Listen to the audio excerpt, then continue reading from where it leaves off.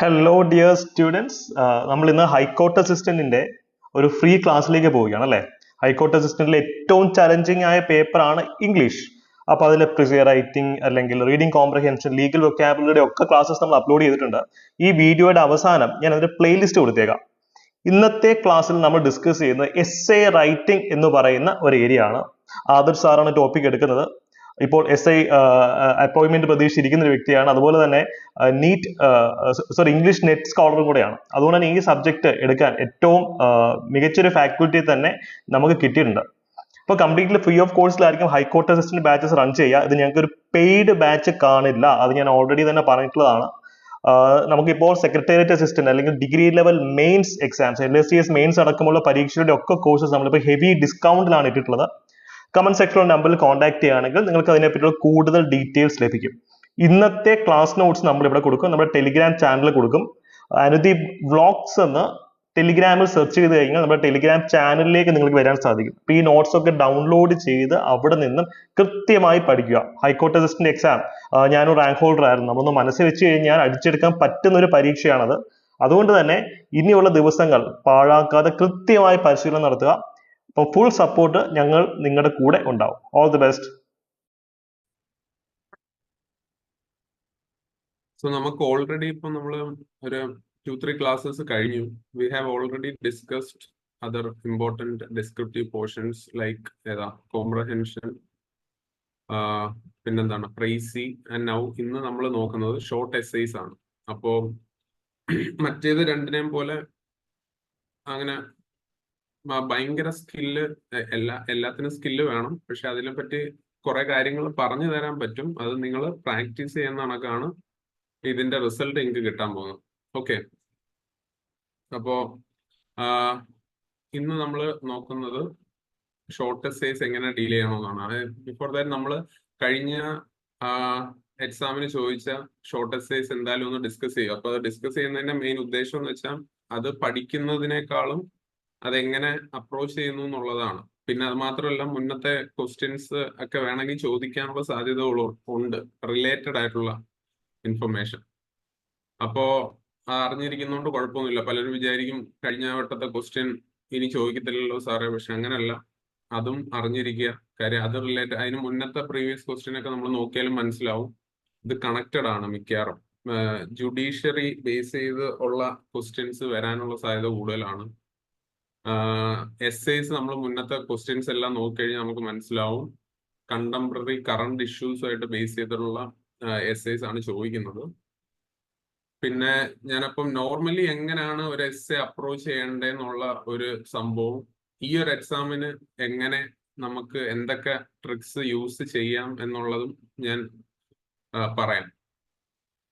So basically syllabus നിങ്ങൾക്ക് അറിയാം. നമുക്ക് എസ്സേസ് വരുന്നത് 30 മാർക്കിനാണ്. 15 മാർക്സിന്റെ 2 എസ്സേസ് ആണ് നമുക്ക് ചോദിക്കുന്നത്. നിങ്ങൾ ഒരു കാര്യം ശ്രദ്ധിക്കണം, ആ 15 മാർക്സിന്റെ ഒരു എസ്സേക്ക് 150 വേർഡ്സ് ആണ് പറഞ്ഞേക്കുന്നത്. അപ്പൊ ഇത് ചേഞ്ച് വരാം, ഈ വട്ടം വരുമ്പോൾ വേണമെങ്കിൽ ചേഞ്ച് വരാം.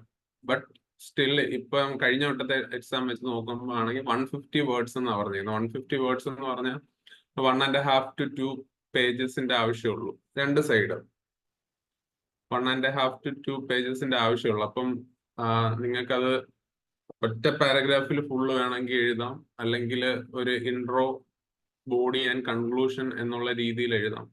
അപ്പൊ അത് ഭയങ്കര ലോങ് എസ്സേസ് അല്ല, ഇത് ഷോർട്ട് എസ്സേസ് ആണ്. അപ്പൊ അതിന് കുറെ മാറ്റങ്ങളുണ്ട്. നമ്മൾ ലോങ് എസ്സേസ് അപ്രോച്ച് ചെയ്യുന്ന രീതിയിൽ എല്ലാ ആസ്പെക്റ്റും നമുക്ക് കൊണ്ടുവരാൻ പറ്റണമെന്നില്ല. പിന്നെ നമുക്ക് മനസ്സിലാക്കുക 25 മിനിറ്റ്സ് ആണ് ഞാൻ എസ്സേസിന് വെച്ചേക്കുന്നത്. ഐ മീൻ ഒരു എസ്സേ എഴുതാൻ നിങ്ങൾക്ക് 12.5 മിനിറ്റേ ഉള്ളൂ. അപ്പൊ ഈ 12.5 മിനിറ്റിന്റെ അകത്ത് വേണം നമ്മൾ ആലോചിക്കാനും പോയിന്റ്സ് നമ്മൾ കൊണ്ടുവരാനും. ആ പോയിന്റ്സ് ഏതൊക്കെ ഓർഡറിൽ എഴുതുമെന്ന് മനസ്സിലാക്കിയതിന് ശേഷം വേണം എഴുതാൻ. ജസ്റ്റ് ഒന്നൊന്ന് തിങ്ക് ചെയ്തിട്ട് വേണം നിങ്ങൾ ആൻസറിലോട്ട് വരാനായിട്ട്. ഓക്കെ, ആൻസർ റൈറ്റിംഗ് അല്ല, ചുമ്മാ നേരെ കയറി എസ്സേസ് അങ്ങ് എഴുതാൻ തുടങ്ങരുത്. എഴുതാൻ തുടങ്ങി കഴിഞ്ഞാൽ നമ്മൾ എഴുതിക്കൊണ്ടിരിക്കുമ്പോൾ നമുക്ക് വേറെ ആദ്യം എഴുതാൻ കൊള്ളാവുന്ന പോയിന്റ് ഒക്കെ കിട്ടും. അതുകൊണ്ട് ക്വസ്റ്റ്യൻ ഒന്ന് വായിച്ച് ഏതൊക്കെ പോയിന്റ് ഞാൻ എഴുതും അങ്ങനെ സൈഡിൽ ചെറുതായിട്ടൊന്ന് മാർക്ക് ചെയ്തിട്ട്, ഐ മീൻ ബോഡി ബോഡി എന്ന് പറയുന്ന മെയിൻ പാർട്ടിൽ നമ്മൾ എന്താണ് എഴുതുന്നത് അത് ജസ്റ്റ് ഒന്ന് മാർക്ക് ചെയ്തിട്ട് എന്ത് ഇൻട്രോ കൊടുക്കാം, അല്ലെങ്കിൽ കൺക്ലൂഷൻ. ഞാൻ പറയുന്ന ഷോർട്ട് എസ്സേസ് ആയതുകൊണ്ട് കൺക്ലൂഷൻ എല്ലാ ക്വസ്റ്റിനും ഒന്നും നിർബന്ധമില്ല. ബട്ട് ഇൻട്രൊഡക്ഷൻ മസ്റ്റ് ആണ്. ഒരു ചെറിയൊരു ഇൻട്രൊഡക്ഷൻ എങ്കിലും കൊടുത്തിട്ട് കയറുന്നതാണ് നല്ലത്. ഇൻട്രൊഡക്ഷൻ എപ്പോഴും നമുക്ക് മാർക്ക് വീഴാൻ നല്ലൊരു പരിപാടിയാണ്. കാര്യം ഇൻട്രൊഡക്ഷനും കൺക്ലൂഷനും എഴുതുമെങ്കിൽ നല്ലതാണ്. ബട്ട് പലപ്പോഴും ഈ 2 ക്വസ്റ്റ്യൻ വരുമ്പോഴത്തേക്ക് നമുക്ക് എപ്പോഴും എഴുതാൻ പറ്റിയെന്ന് വരത്തില്ല. അപ്പൊ 2 ക്വസ്റ്റ്യനിൽ ഒരു ക്വസ്റ്റ്യനിലെങ്കിലും നിങ്ങൾ ആ ഒരു അപ്രോച്ച് നോക്കണം, ഇൻട്രോയും കൺക്ലൂഷനും കൊടുക്കാൻ. അപ്പൊ അതിന്റെ കാര്യങ്ങളൊക്കെ ഞാൻ ഡീറ്റെയിൽ ആയിട്ട് ഡിസ്കസ് ചെയ്യാം. അപ്പം ബിഫോർ ദാറ്റ് 12.5 മിനിറ്റ്സ് അല്ലെ 12.5 മിനിറ്റ്സ് നിങ്ങൾക്ക് കിട്ടത്തുള്ളൂ ഒരു ഇൻട്രോ എഴുതാൻ. അപ്പം നിങ്ങൾക്ക് അറിയാം ഒരു എസ്സേ, ഏത് എസ്സേ ആണെങ്കിലും അതിന് ഈ ഒരു ഫോർമാറ്റ് ആണ്, ഇൻട്രൊഡക്ഷൻ, ബോഡി ആൻഡ് കൺക്ലൂഷൻ. അപ്പം ഇൻട്രൊഡക്ഷൻ ഏതൊക്കെ രീതിയിൽ എഴുതാം എന്നുള്ളതിന് ഞാൻ കുറെ ഐഡിയാസ് നിങ്ങൾക്ക് തരാം. അത് നിങ്ങൾക്ക് വർക്കൗട്ട് ചെയ്താൽ യൂസ്ഫുൾ ആവും. ബോഡി പിന്നെ നമ്മൾ ക്വസ്റ്റ്യൻ ചോദിച്ചേക്കുന്നത് എന്താണ് അത് തന്നെ എഴുതുക എന്നുള്ളതാണ്. ബോഡി എന്ന് പറഞ്ഞാൽ ഇൻട്രൊഡക്ഷൻ 1-2 സെന്റൻസ് മാക്സിമം, അതിൻ്റെ അകത്ത് അവിടെ നിർത്തുക. എന്റെ അഭിപ്രായത്തിൽ ഒറ്റ സെന്റൻസിൽ കൂടുതൽ എഴുതുകയും ചെയ്യല്. ബാക്കി ബോഡിയിലാണ് നമ്മൾ ചോദിച്ചേക്കുന്ന ക്വസ്റ്റ്യന്റെ ആൻസേഴ്സ് മൊത്തം വരുന്നത്. Conclusion just we are just reinstating അല്ലെങ്കിൽ റീഫ്രൈസിങ് ഓർ എന്താ emphasising what we have already said in the essay. അതാണ് കൺക്ലൂഷൻ കൊണ്ട് ഉദ്ദേശിക്കുന്നത്. അപ്പം എല്ലായിടത്തും ആ കൺക്ലൂഷന്റെ ആവശ്യമില്ല. സമയമില്ലെങ്കിൽ കൺക്ലൂഷൻ എഴുതേണ്ട ആവശ്യമില്ല. ആ രീതിയിൽ കൊണ്ട് എൻഡ് ചെയ്യാം. എന്നാൽ ഇതൊക്കെ എഴുതാൻ പറ്റുമെങ്കിൽ നല്ലതാണ്.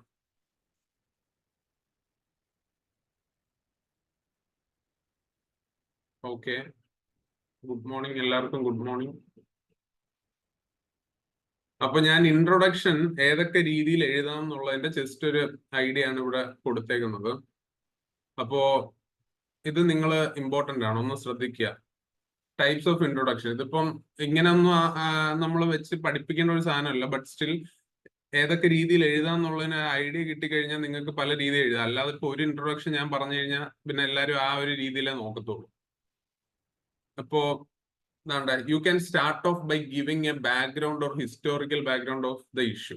ഇപ്പൊ നമുക്ക് ഒരു ക്വസ്റ്റ്യൻ ചോദിക്കുവാണെങ്കിൽ ആ ക്വസ്റ്റ്യന്റെ ഒരു ഹിസ്റ്റോറിക്കൽ ബാക്ക്ഗ്രൗണ്ടോ അല്ലെങ്കിൽ ആ ക്വസ്റ്റ്യൻ ചോദിക്കാനുള്ള കറണ്ട് റെലവൻസോ ഒക്കെ വെച്ചിട്ട് നമുക്ക് എഴുതി തുടങ്ങാം. ഫസ്റ്റ് സെന്റൻസ് അങ്ങനെ പറഞ്ഞു തുടങ്ങാം. ഇപ്പൊ ഫോർ എക്സാമ്പിൾ ഇപ്പം ഞാൻ ഇന്നത്തെ ക്ലാസ്സിൽ തന്നെ ഡിസ്കസ് ചെയ്യുന്നുണ്ട്, നമ്മുടെ മീഡിയ റിലേറ്റഡ് ഒരു ക്വസ്റ്റ്യൻ വരുന്നുണ്ട്. അപ്പൊ അതിൽ നമുക്ക് ഒരു റീസൺ ചീഫ് ജസ്റ്റിസ് അല്ലെങ്കിൽ ഒരു സുപ്രീം കോർട്ട് അല്ലെ ഹൈക്കോർട്ട് ജഡ്ജ്മെന്റ് എന്തെങ്കിലും ഉണ്ടെങ്കിൽ അത് പറഞ്ഞുകൊണ്ട് നമുക്ക് തുടങ്ങാം. എന്തുകൊണ്ടാണ് ഈ സാധനം ഇപ്പം റെലവന്റ് ആയി നിൽക്കുന്നത്. പിന്നെ നമ്മൾ ഈ ഇടയ്ക്കിടയ്ക്ക് ഓർക്കുക, നിങ്ങൾ എഴുതുന്ന ഈ എക്സാം ഹൈക്കോർട്ട് അസിസ്റ്റന്റ് ആണ്. അതുകൊണ്ട് തന്നെ ഈ കോടതി അവരെ ആ ഒരു രീതിയിലൊക്കെ ഉള്ള ക്വസ്റ്റ്യൻസ് അല്ലെങ്കിൽ ആ ഒരു അപ്രോച്ച് ആണ്. അവർക്ക് കുറച്ച് സപ്പോർട്ട് ചെയ്യുന്ന രീതിയിൽ എഴുതുന്നതായിരിക്കും ബെറ്റർ എസ്സേയിലൊക്കെ. അല്ലാതെ നമ്മൾ ഭയങ്കര ക്രിട്ടിക്കലായിട്ട് അവരെ പറ്റി എഴുതുവാണെങ്കിൽ അൺലെസ് നീഡഡ്, ഇപ്പൊ അങ്ങനത്തെ രീതിയിലുള്ള ക്വസ്റ്റ്യൻ ആണെങ്കിൽ നമുക്ക് കുറച്ച് ക്രിട്ടിക്കലായിട്ട് എഴുതേണ്ടി വരും. ബട്ട് അപ്പാർട്ട് ഫ്രം ദാറ്റ് നമ്മൾ അനാവശ്യമായിട്ട് ഒരുപാട് ക്രിട്ടിക്കലായിട്ട് എഴുതിയാൽ ചിലപ്പോൾ മാർക്ക് കുറച്ച് പോകാൻ സാധ്യതയുണ്ട്.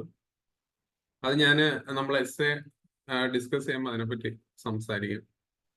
ആൻഡ് സെക്കൻഡ് പോയിന്റ് ഇപ്പോ ആദ്യം പറഞ്ഞ നിങ്ങൾക്ക് മനസ്സിലായല്ലോ. Can begin with A recent data or report publish from A valid source. നമ്മൾ എപ്പോഴും പറയാറുണ്ട് ഒരു ഡാറ്റ കൊണ്ടുവരാം അല്ലെങ്കിൽ ഒരു റിപ്പോർട്ട് കൊണ്ടുവരാം.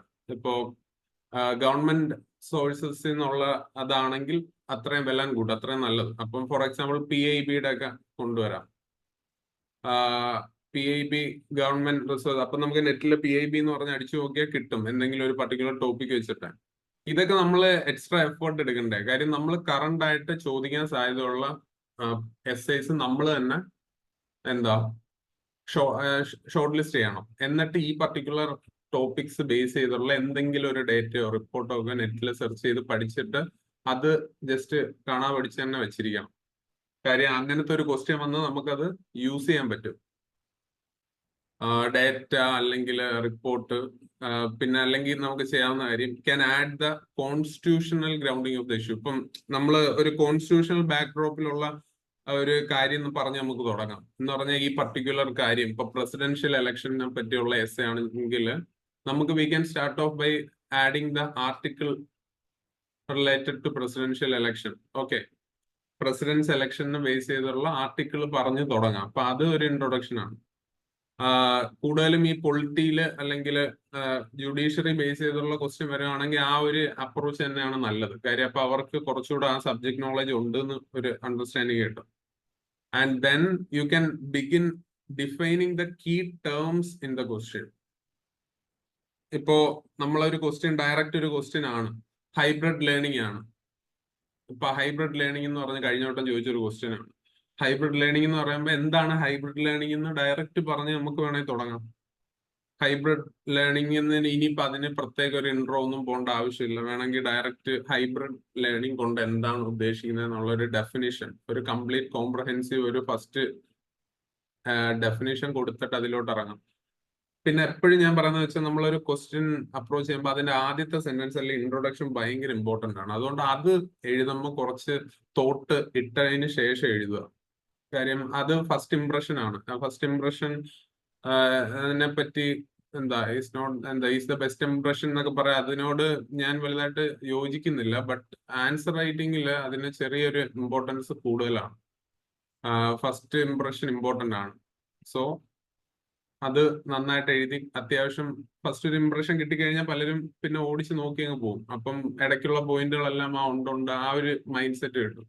പക്ഷെ ആദ്യത്തെ സെന്റൻസ് ഓക്കെ അല്ലെങ്കിൽ അവർക്ക് ഇത് ഓക്കെ അല്ല എന്ന് വിചാരിക്കും. അങ്ങനെ ഇതെല്ലാം പെർസ്പെക്റ്റീവ് ആണ്, ക്യാൻ ഡിഫർ ഫ്രം ഇൻഡിവിജ്വൽസ്. ഓരോ ആൾക്കാർ തമ്മിൽ മാറും. ബട്ട് സ്റ്റിൽ ജനറലി നമ്മൾ അങ്ങനെ ഒരു അണ്ടർസ്റ്റാൻഡിങ് വെച്ചിരിക്കാം. And then can even begin with a relevant quote. പലരും ചോദിച്ചു കേട്ടിട്ടുണ്ട് എപ്പോഴും, കോട്ട് വെച്ച് തുടങ്ങാമോ, കോട്ട് വെച്ച് തുടങ്ങാമോ. കോട്ട് വെച്ച് തുടങ്ങുന്നതുകൊണ്ട് കുഴപ്പമൊന്നുമില്ല. പക്ഷെ ഒരു ബന്ധമില്ലാത്ത കോട്ട് വെച്ച് തുടങ്ങരുത്. നമ്മൾ തുടങ്ങുമ്പം there should be some connection with the topic, അല്ലേ? പിന്നെ നമുക്ക് അതുപോലെ നമുക്ക് ചില ജനറൽ കോട്ടൊക്കെ പഠിച്ചു വെച്ചാൽ പലയിടത്തും നമുക്ക് ഉപയോഗിക്കാൻ പറ്റും. അത് വേറെ കാര്യം.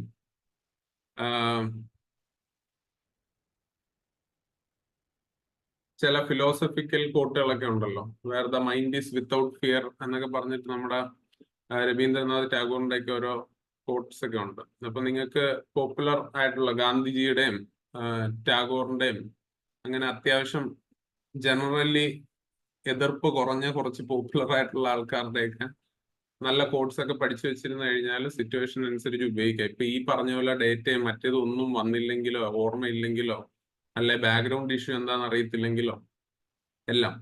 പിന്നെ ഒരു കാര്യമുണ്ട്, നമ്മുടെ ഹൈക്കോർട്ടിന്റെ ക്വസ്റ്റ്യൻസിൽ നമ്മൾ ക്വസ്റ്റ്യൻസിന്റെ അകത്ത് കീവേഡ് ഒരുപാടൊന്നും അവർ ഉപയോഗിക്കുന്നില്ല. എന്ന് പറഞ്ഞാൽ ക്വസ്റ്റ്യൻ മനസ്സിലാക്കാൻ ബുദ്ധിമുട്ടൊന്നുമില്ല. ഫോർ എക്സാമ്പിൾ കഴിഞ്ഞ വട്ടത്തെ ക്വസ്റ്റ്യൻ ഞാൻ ജസ്റ്റ് ഒന്ന് കാണിക്കാം. നോക്കിയേ, the effect of the pandemic on the judicial process, as simple as that. അതിൽ കൂടുതൽ സംഭവങ്ങളൊന്നുമില്ല, കൂടുതൽ ആലങ്കാരികമായിട്ടൊന്നും പറയുന്നില്ല. അല്ലെങ്കിൽ hybrid learning, trial by media. അല്ലെങ്കിൽ ഇപ്പൊ നമുക്ക് ചില ഈ ക്വസ്റ്റ്യൻ മനസ്സിലാക്കാതിരിക്കുക ഇവർക്ക് എന്തെങ്കിലും കീവേഡൊക്കെ യൂസ് ചെയ്യും അതിൻ്റെ അകത്ത്. പക്ഷെ അതൊന്നും ഉപയോഗിക്കുന്നില്ല. അതുകൊണ്ട് തന്നെ സിമ്പിൾ ആയിട്ടായിരിക്കും ചോദിക്കുന്നത്. ഈ സംഭവം പറയുന്ന ഇതിൽ 2 എണ്ണം എഴുതാനാണ് പറഞ്ഞേക്കുന്നത്. കഴിഞ്ഞ വട്ടം ചോദിച്ചത് 3 ഓപ്ഷൻ തന്ന് 2 എണ്ണം എഴുതാൻ. അപ്പൊ നമുക്ക് കൂടുതൽ പോയിന്റ് നമുക്ക് കയ്യിലുള്ളതായിട്ടുള്ള ടോപ്പിക് എടുക്കുക, പോയിന്റുകൾ സൈഡിലൊന്ന് മാർക്ക് ചെയ്യുമ്പോൾ നമുക്ക് അറിയാം ഏത് എഴുതാൻ പറ്റുമെന്ന്. അത് പെട്ടെന്ന് തന്നെ ചൂസ് ചെയ്യുക 2 എണ്ണം, എന്നിട്ട് എഴുതുക. നമുക്ക് ഒന്നിനെ പറ്റി ഭയങ്കര നന്നായിട്ട് അറിയാന്ന് പറഞ്ഞിട്ട് നമുക്ക് 12.5 മിനിറ്റ് കൂടുതൽ എടുക്കാൻ പാടില്ല. അപ്പോ പെട്ടെന്ന് എഴുതുക, എത്ര അറിയാമെങ്കിലും അറിയത്തില്ലെങ്കിലും. ആദ്യത്തെ ഒരു 1-2 മിനിറ്റ് ആലോചിക്കാൻ എടുക്കുക. എന്നിട്ട് ഇൻട്രൊഡക്ഷനും ഒരു സമയം കൊടുക്കുക, 1-2 മിനിറ്റ്. ഇൻട്രൊഡക്ഷന് 1 മിനിറ്റ് കൊടുക്കുക. അത് കഴിഞ്ഞിട്ട് പിന്നെ എഴുതാൻ തുടങ്ങും. പിന്നെ അപ്പൊ ഞാൻ പറഞ്ഞതെന്ന് പറഞ്ഞാൽ വലിയ കോംപ്ലിക്കേഷൻസ് ഒന്നും ഇല്ലാത്ത രീതിയിലാണ്. അപ്പൊ ഈ ഇൻട്രൊഡക്ഷൻ ഈ രീതിയിലൊക്കെ എഴുതാം, ഇതല്ലാതെ വേറെ രീതിയിലൊക്കെ എഴുതാം. ഇനി നിങ്ങൾക്ക് എന്തെങ്കിലും ഐഡിയ ഉണ്ടെങ്കിൽ നിങ്ങൾക്ക് പറയാം. എന്തെങ്കിലും ഐഡിയ ഉണ്ടോ വേറെ? അപ്പൊ നമ്മൾ ഒരുപാട് പല രീതിയിൽ എഴുതാനുള്ള സാഹചര്യം ഇത് തന്നെ ധാരാളമാണെന്നാണ് എനിക്ക് തോന്നുന്നത്. കാര്യം ആകെ 2 ക്വസ്റ്റ്യൻ ഉണ്ട്. അപ്പം ഏതെങ്കിലും ഒരു രീതിയാണ് മോസ്റ്റ് പോപ്പുലർ ആയിട്ട് നമ്മൾ കാണുന്നത്. ഓക്കെ, എന്തെങ്കിലും ഡൗട്ട് ഉണ്ടോ നിങ്ങൾക്ക് ഈ പറഞ്ഞതിൽ? ഇപ്പൊ ഈ പറഞ്ഞതിൽ എന്തെങ്കിലും ഡൗട്ട് ഉണ്ടോ ഈ പേജിൽ പറഞ്ഞേക്കുന്നതിൽ?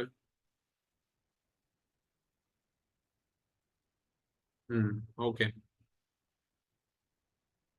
ഇപ്പൊ ഈ റിപ്പോർട്ട് എന്നൊക്കെ പറഞ്ഞ എന്താന്ന് മനസ്സിലായി? റിപ്പോർട്ടോ ഇൻഡിസസ് ഒക്കെ ഉണ്ടല്ലോ, ഹ്യൂമൻ ഡെവലപ്മെന്റ് ഇൻഡെക്സ്, പിന്നെ വേൾഡ് ബാങ്കിന്റെ റിപ്പോർട്ട്, എന്നിട്ട് WTOയുടെ റിപ്പോർട്ട്, അല്ലെങ്കിൽ നാഷണൽ ഹെൽത്ത് സർവേയുടെയോ അല്ലെങ്കിൽ അങ്ങനെയൊക്കെ പറഞ്ഞിട്ട് നാഷണലി റെക്കഗ്നൈസ്ഡ് ആയിട്ടുള്ള ഇൻസ്റ്റിറ്റ്യൂഷൻസിന്റെ ഒക്കെ എന്തെങ്കിലുമൊക്കെ റിപ്പോർട്ട് കൊണ്ടുവരാം. ഇതൊക്കെ ചുമ്മാ നമ്മൾ അവിടെ ഇരിക്കുമ്പോൾ ക്വസ്റ്റ്യൻ ചോദിക്കുമ്പോൾ പെട്ടെന്ന് ഓർമ്മ വരുന്ന സാധനമല്ല. We have to prepare beforehand. Okay, എന്നാലേ നമുക്ക് അങ്ങനെ എഴുതാൻ പറ്റൂ. പിന്നെ ചില ആൾക്കാര് ചില പരിപാടികൾ ചെയ്യും, നമുക്ക് ഓർമ്മയില്ലെങ്കിൽ നമ്മൾ ഒരു അഡ്ജസ്റ്റ്മെന്റിലൊക്കെ എഴുതും, പക്ഷെ അവരെടുത്ത് നോക്കത്തില്ല എന്നൊക്കെ വിചാരിക്കും, പക്ഷെ പറയാൻ പറ്റത്തില്ല. അതുകൊണ്ട് ഒരു ബന്ധമില്ലാത്ത മണ്ടത്തരങ്ങളൊന്നും അങ്ങനെ എഴുതി വെക്കില്ല.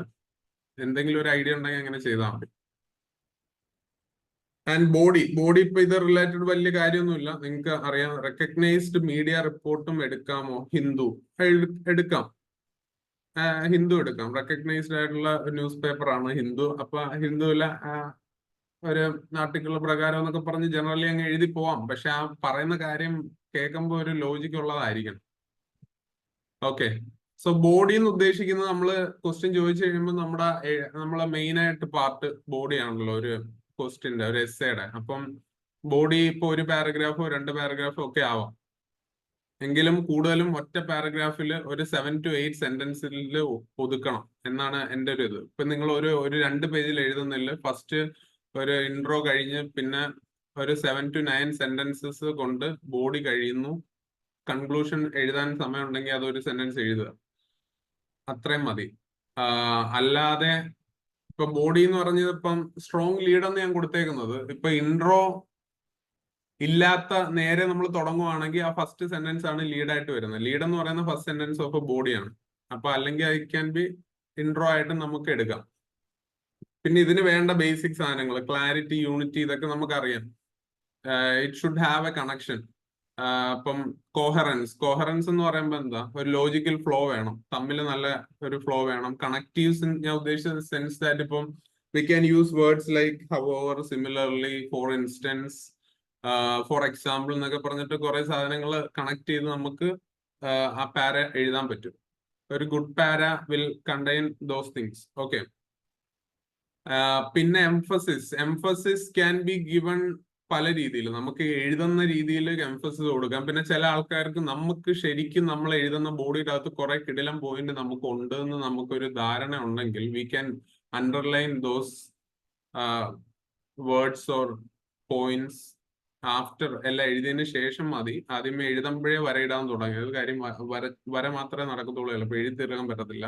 ഒന്നാമത് ടൈം കുറവുള്ളൊരു എക്സാം ആണ്, അതുകൊണ്ട് വരയിടാനൊന്നും ഞാൻ റെക്കമെൻഡ് ചെയ്യുന്നില്ല. ബട്ട് എഴുതി തീർന്നിട്ട് നിങ്ങൾക്ക് സമയം ഉണ്ടെങ്കിൽ you can simply underline important points that you have written. കാര്യം അങ്ങനെ ചെയ്യുമ്പോൾ അവർക്ക് പെട്ടെന്ന് വിസിബിലിറ്റി കിട്ടും. അതിനാണ് ഇത് മെയിൻ ആയിട്ട് ഉദ്ദേശിക്കുന്നത്. അപ്പോ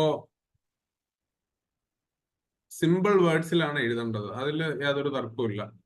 വളരെ സിമ്പിൾ ആയിട്ടുള്ള വേർഡ്സിൽ എഴുതിയാൽ മതി.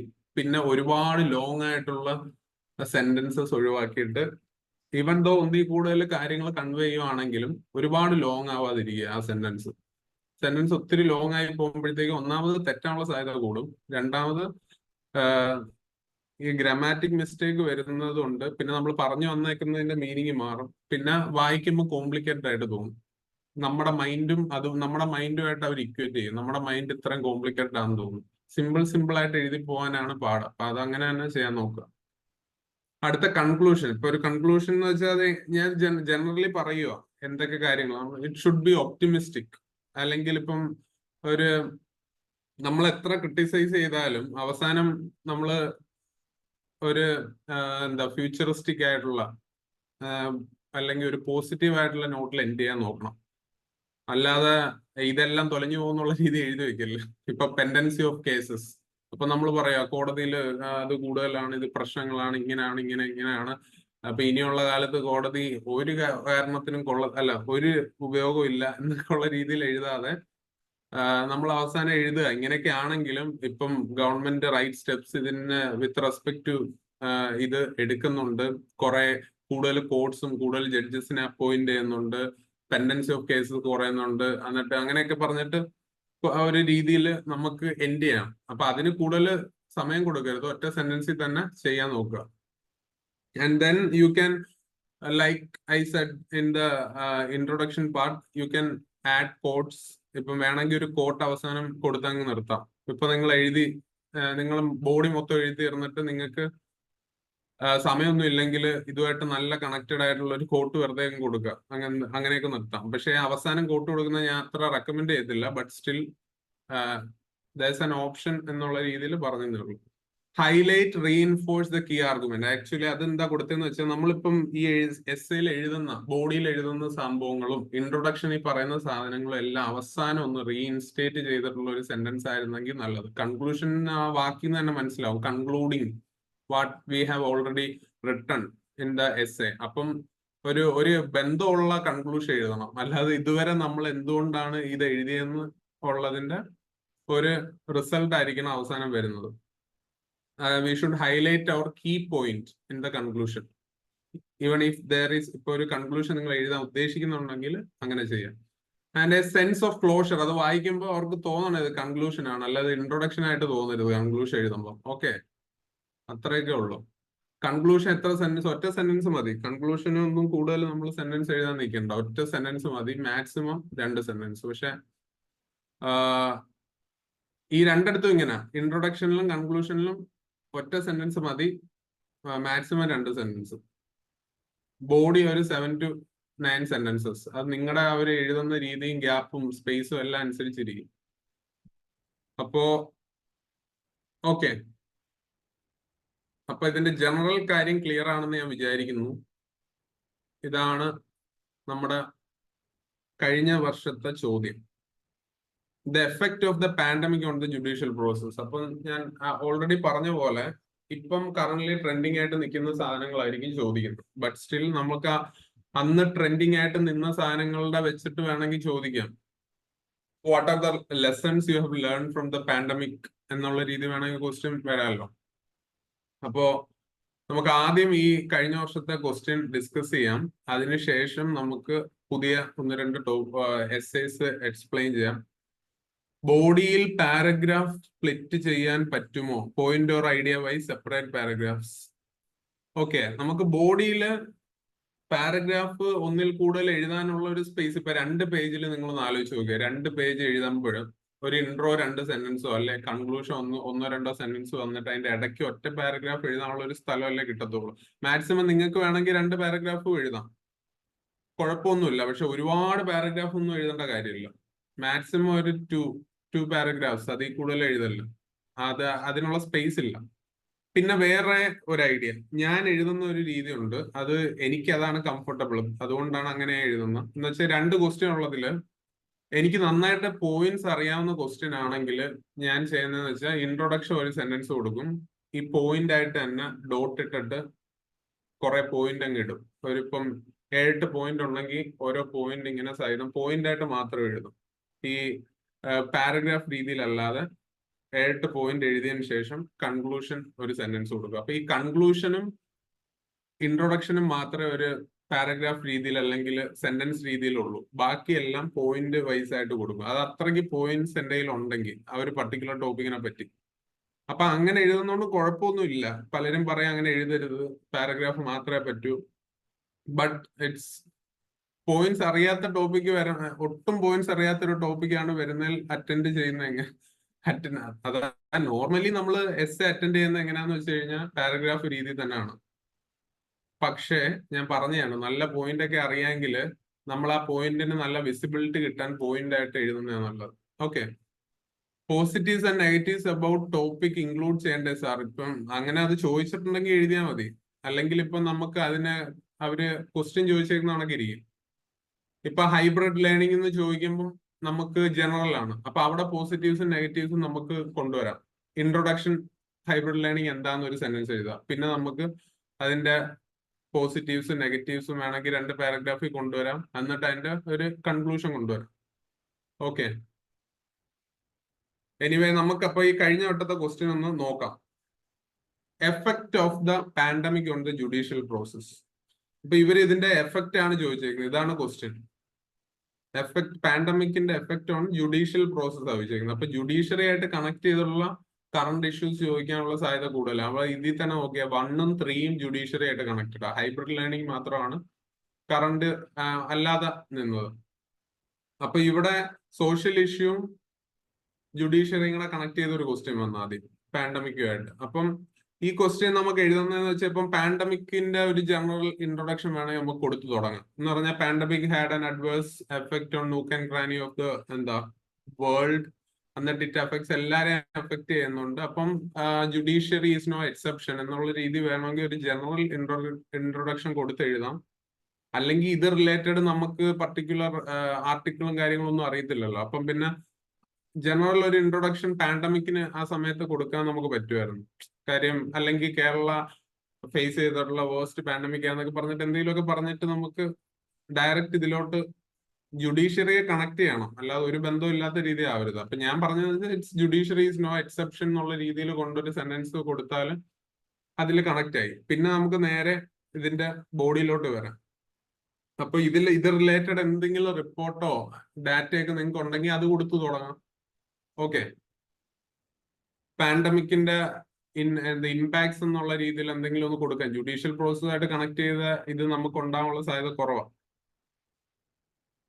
പിന്നെ വേറൊരു ഇപ്പൊ നമുക്ക് അല്ലെങ്കിൽ ഇങ്ങനെ തുടങ്ങാം.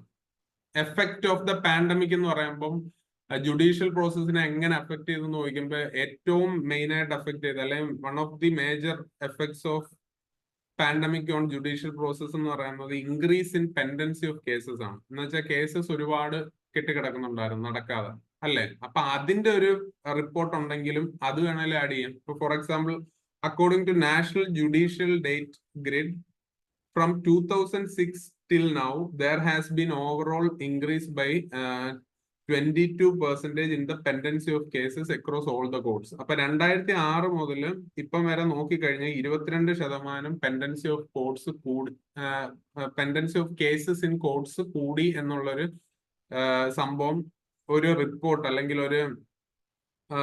ഒരു റിപ്പോർട്ട് നമുക്ക് ഉണ്ടെങ്കിൽ അത് വെച്ച് അത് നമുക്ക് അവിടെ വേണമെങ്കിലും എഴുതാം. ഓക്കെ, ബോഡിയുടെ അകത്ത് എഴുതാം നമുക്കത്. ഇൻട്രൊഡക്ഷനിൽ കൊടുത്തില്ലെങ്കിലും ബോഡി തുടങ്ങുന്നെടുത്ത് ഫസ്റ്റ് പാരഗ്രാഫിൽ തുടങ്ങുമ്പോൾ അത് എഴുതാം. അതുപോലെ increase in pendency of cases one of the major effect. അതുപോലെ അതല്ലാതെ എന്താ വേറെ എന്തൊക്കെയുണ്ട്?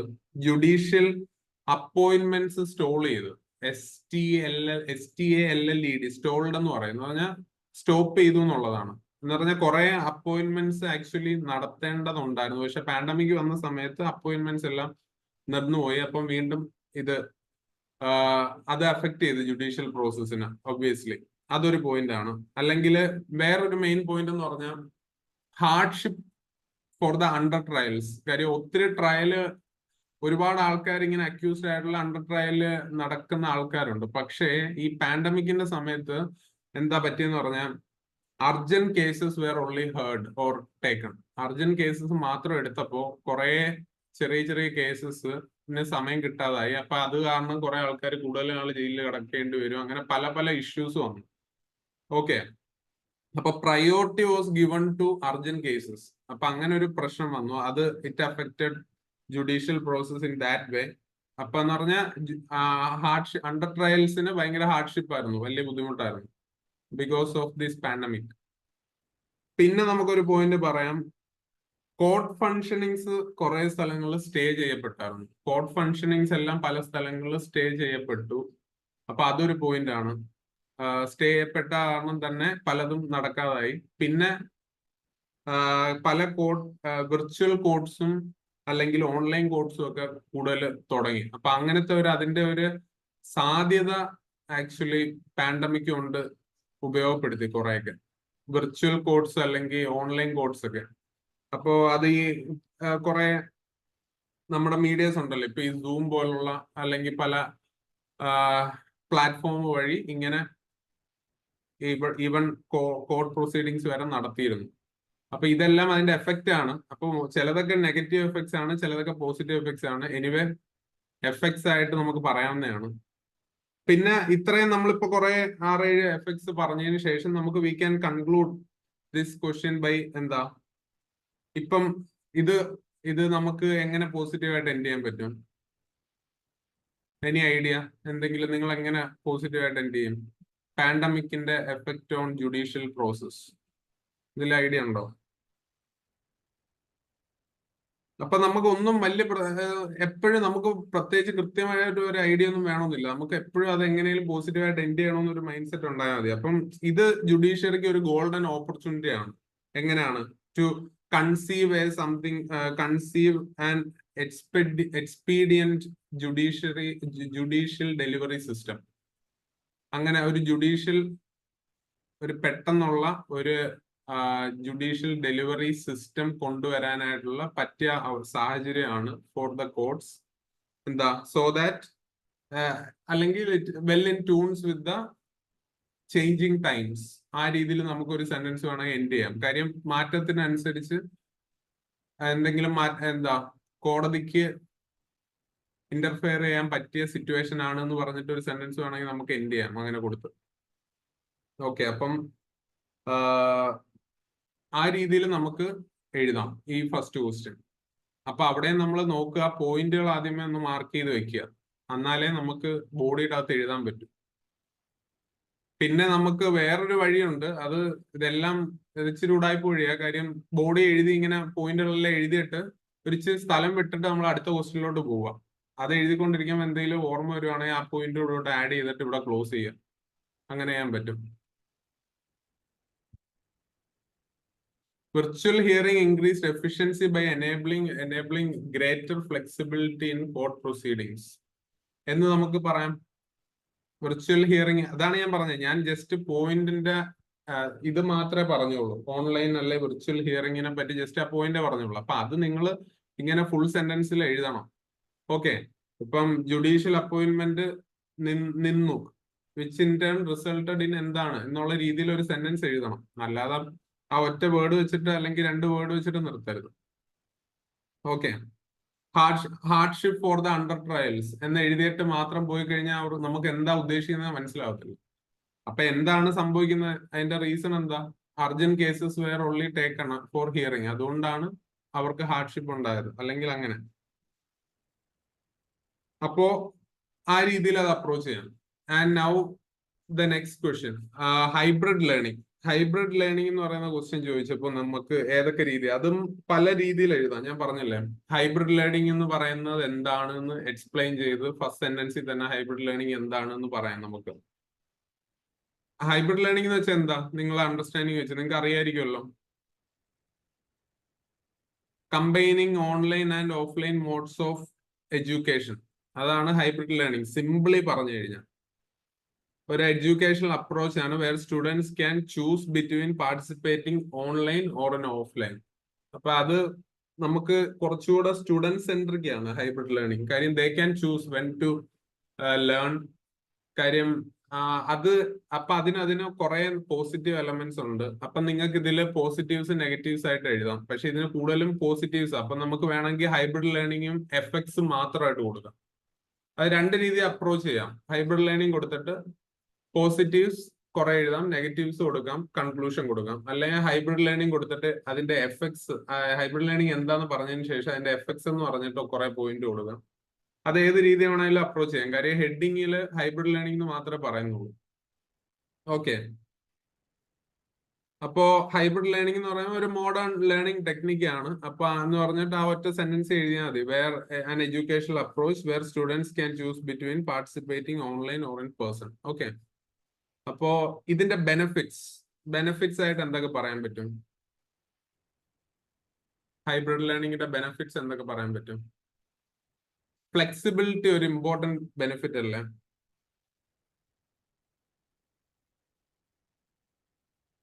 കാര്യം നമുക്ക് ഇൻ ക്ലാസ് ലെക്ചർ അല്ലെങ്കിൽ അത് അറ്റൻഡ് ചെയ്യണമെന്നുള്ള നിർബന്ധമില്ല, അല്ലെ? We can attend anywhere any time at our will, അല്ലെ? We can choose our required classes at our will. നമുക്ക് നമ്മുടെ ഷെഡ്യൂളിനനുസരിച്ച് നമുക്ക് കാണാം. അപ്പൊ അത് ഫ്ലെക്സിബിലിറ്റി എന്ന് പറയുന്നത് ഭയങ്കര ഇമ്പോർട്ടന്റ് ഫാക്ടർ ആണ്. ആൻഡ് അഗെയിൻ അഫോർഡബിലിറ്റി എന്ന് പറയുന്ന ഒരു ഇതുണ്ട്. കാര്യം ഒരുപാട് ഔട്ട്സ്കേർട്സിലൊക്കെ വീടുള്ള ആൾക്കാർക്ക് ഈ പറഞ്ഞ പോലെ ട്രാവൽ ചെയ്യാനായിട്ട് ഇപ്പൊ ഇത് പോയിന്റ് ആയിട്ട് നമുക്ക് വേണമെങ്കിൽ ഹെഡിങ് ആയിട്ട് കൊടുക്കാം. ബെനിഫിറ്റ്സ്, ഫ്ലെക്സിബിലിറ്റി കൊടുത്തിട്ട് ഇപ്പൊ നമ്മൾ എഴുതുന്ന രീതി കണക്കെ ഇരിക്കും. ഫ്ലെക്സിബിലിറ്റി കൊടുത്തിട്ട് അതിന്റെ അകത്ത് എന്താണെന്ന് എഴുതാം. അഫോർഡബിലിറ്റി കൊടുത്ത് സബ് ഹെഡിങ് ആയിട്ട് വേണമെങ്കിൽ കൊടുത്ത് എഴുതുകയൊക്കെ ചെയ്യാം. അപ്പൊ അഫോർഡബിലിറ്റി കൊടുത്തു കഴിഞ്ഞിട്ട് പറയാൻ ട്രാവൽ എക്സ്പെൻസ് ഇല്ല. ഇത് എസ്പെഷ്യലി ഇന്റർനാഷണൽ സ്റ്റുഡൻസിനാണ് കൂടുതൽ ഹെൽപ്ഫുൾ ആവുന്നത്. എങ്ങനെയാണ്? ട്യൂഷൻ ഫീസ്, വിസ, ടിക്കറ്റ് ഇതെല്ലാം ഒഴിവാക്കാൻ പറ്റും ഇവർക്ക്. എന്താ ഈ ലോങ് ഡിസ്റ്റൻസ് ആയിട്ട് ദൂരെ ഇരുന്നിട്ട് ഇവര് ഓൺലൈനായിട്ട് പഠിക്കുമ്പോൾ ഇങ്ങനെയൊക്കെയുള്ള ഉപയോഗങ്ങളുണ്ട്. സ്വന്തം വീട്ടിലിരുന്നുകൊണ്ട് തന്നെ ഇന്റർനാഷണൽ സ്റ്റാൻഡേർഡ്സിലുള്ള ക്ലാസ്സസും കാര്യങ്ങളെല്ലാം നമുക്ക് റിസീവ് ചെയ്യാൻ പറ്റും.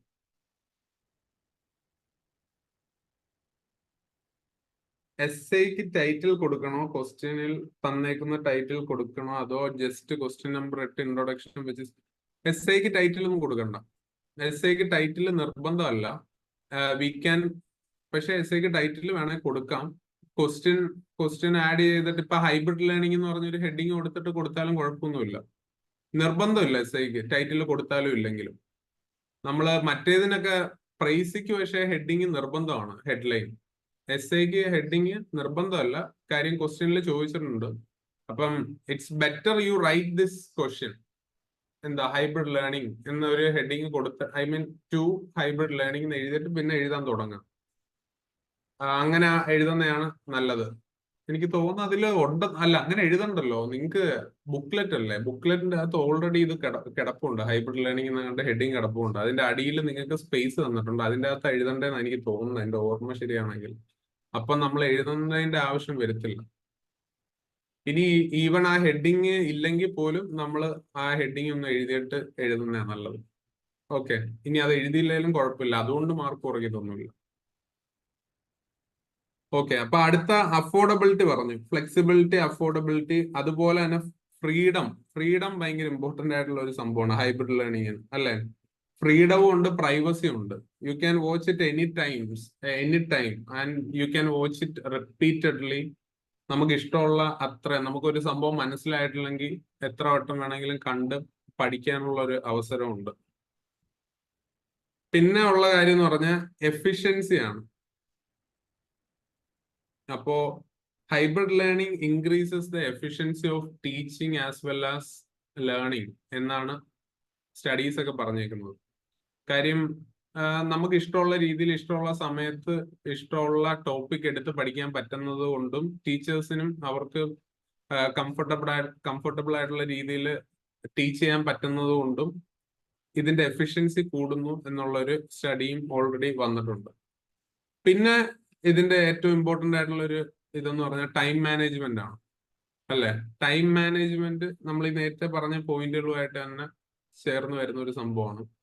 അപ്പോ ഇങ്ങനെ കുറെ പോയിന്റുകൾ ഉണ്ടെങ്കിൽ നമുക്ക് ആ പോയിന്റ് കൊടുത്ത് അതുമായിട്ട് റിലേറ്റഡ് ഒരു സെന്റൻസ് എഴുതി പോയാലും മതി. ഇപ്പൊ നമ്മളിത് ഭീകരമായ ഇപ്പൊ സിവിൽ സർവീസിന്റെ എസ്എ 250 മാർക്കിന്റെ അല്ലെ 125 മാർക്കിന്റെ എസ്എ ഒന്നും അല്ല എഴുതുന്നത്.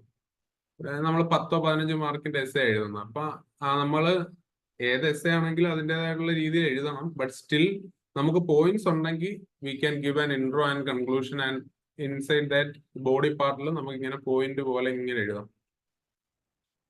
പക്ഷെ ജനറലി എസ്എ എന്ന് പറയുമ്പോൾ പാരഗ്രാഫ് ആയിട്ട് എഴുതുക എന്നുള്ള ഒരു രീതിയാണ് ഉള്ളത്. അത് ഞാൻ പറഞ്ഞാണ്, ഞാൻ എഴുതുന്ന ഒരു രീതി അങ്ങനെ ആയതുകൊണ്ട് ഞാൻ ജസ്റ്റ് ഇങ്ങോട്ട് പറഞ്ഞു എന്നേ ഉള്ളൂ. പിന്നെ ചെയ്യാവുന്നതെന്ന് വെച്ചാൽ ഈ ക്വസ്റ്റ്യനിൽ ഇപ്പോ technology and it's effect on learning ആണ് മെയിൻ ആയിട്ട് ഇതിൽ വരുന്നത് ഹൈബ്രിഡ് ലേണിംഗിൽ. അപ്പോ നമുക്ക് പല ക്വസ്റ്റ്യനും എഡ്യൂക്കേഷൻ റിലേറ്റഡ് വന്നു കഴിഞ്ഞാൽ ഈ ഇടയ്ക്ക് ഈ എഡ്യൂക്കേഷൻ റിലേറ്റഡ്, ലേണിംഗ് റിലേറ്റഡ് എന്ത് വന്നാലും നിങ്ങൾ NEP അതിൻ്റെ അകത്ത് എവിടെയെങ്കിലും കൊണ്ടുവരാൻ നോക്കുക.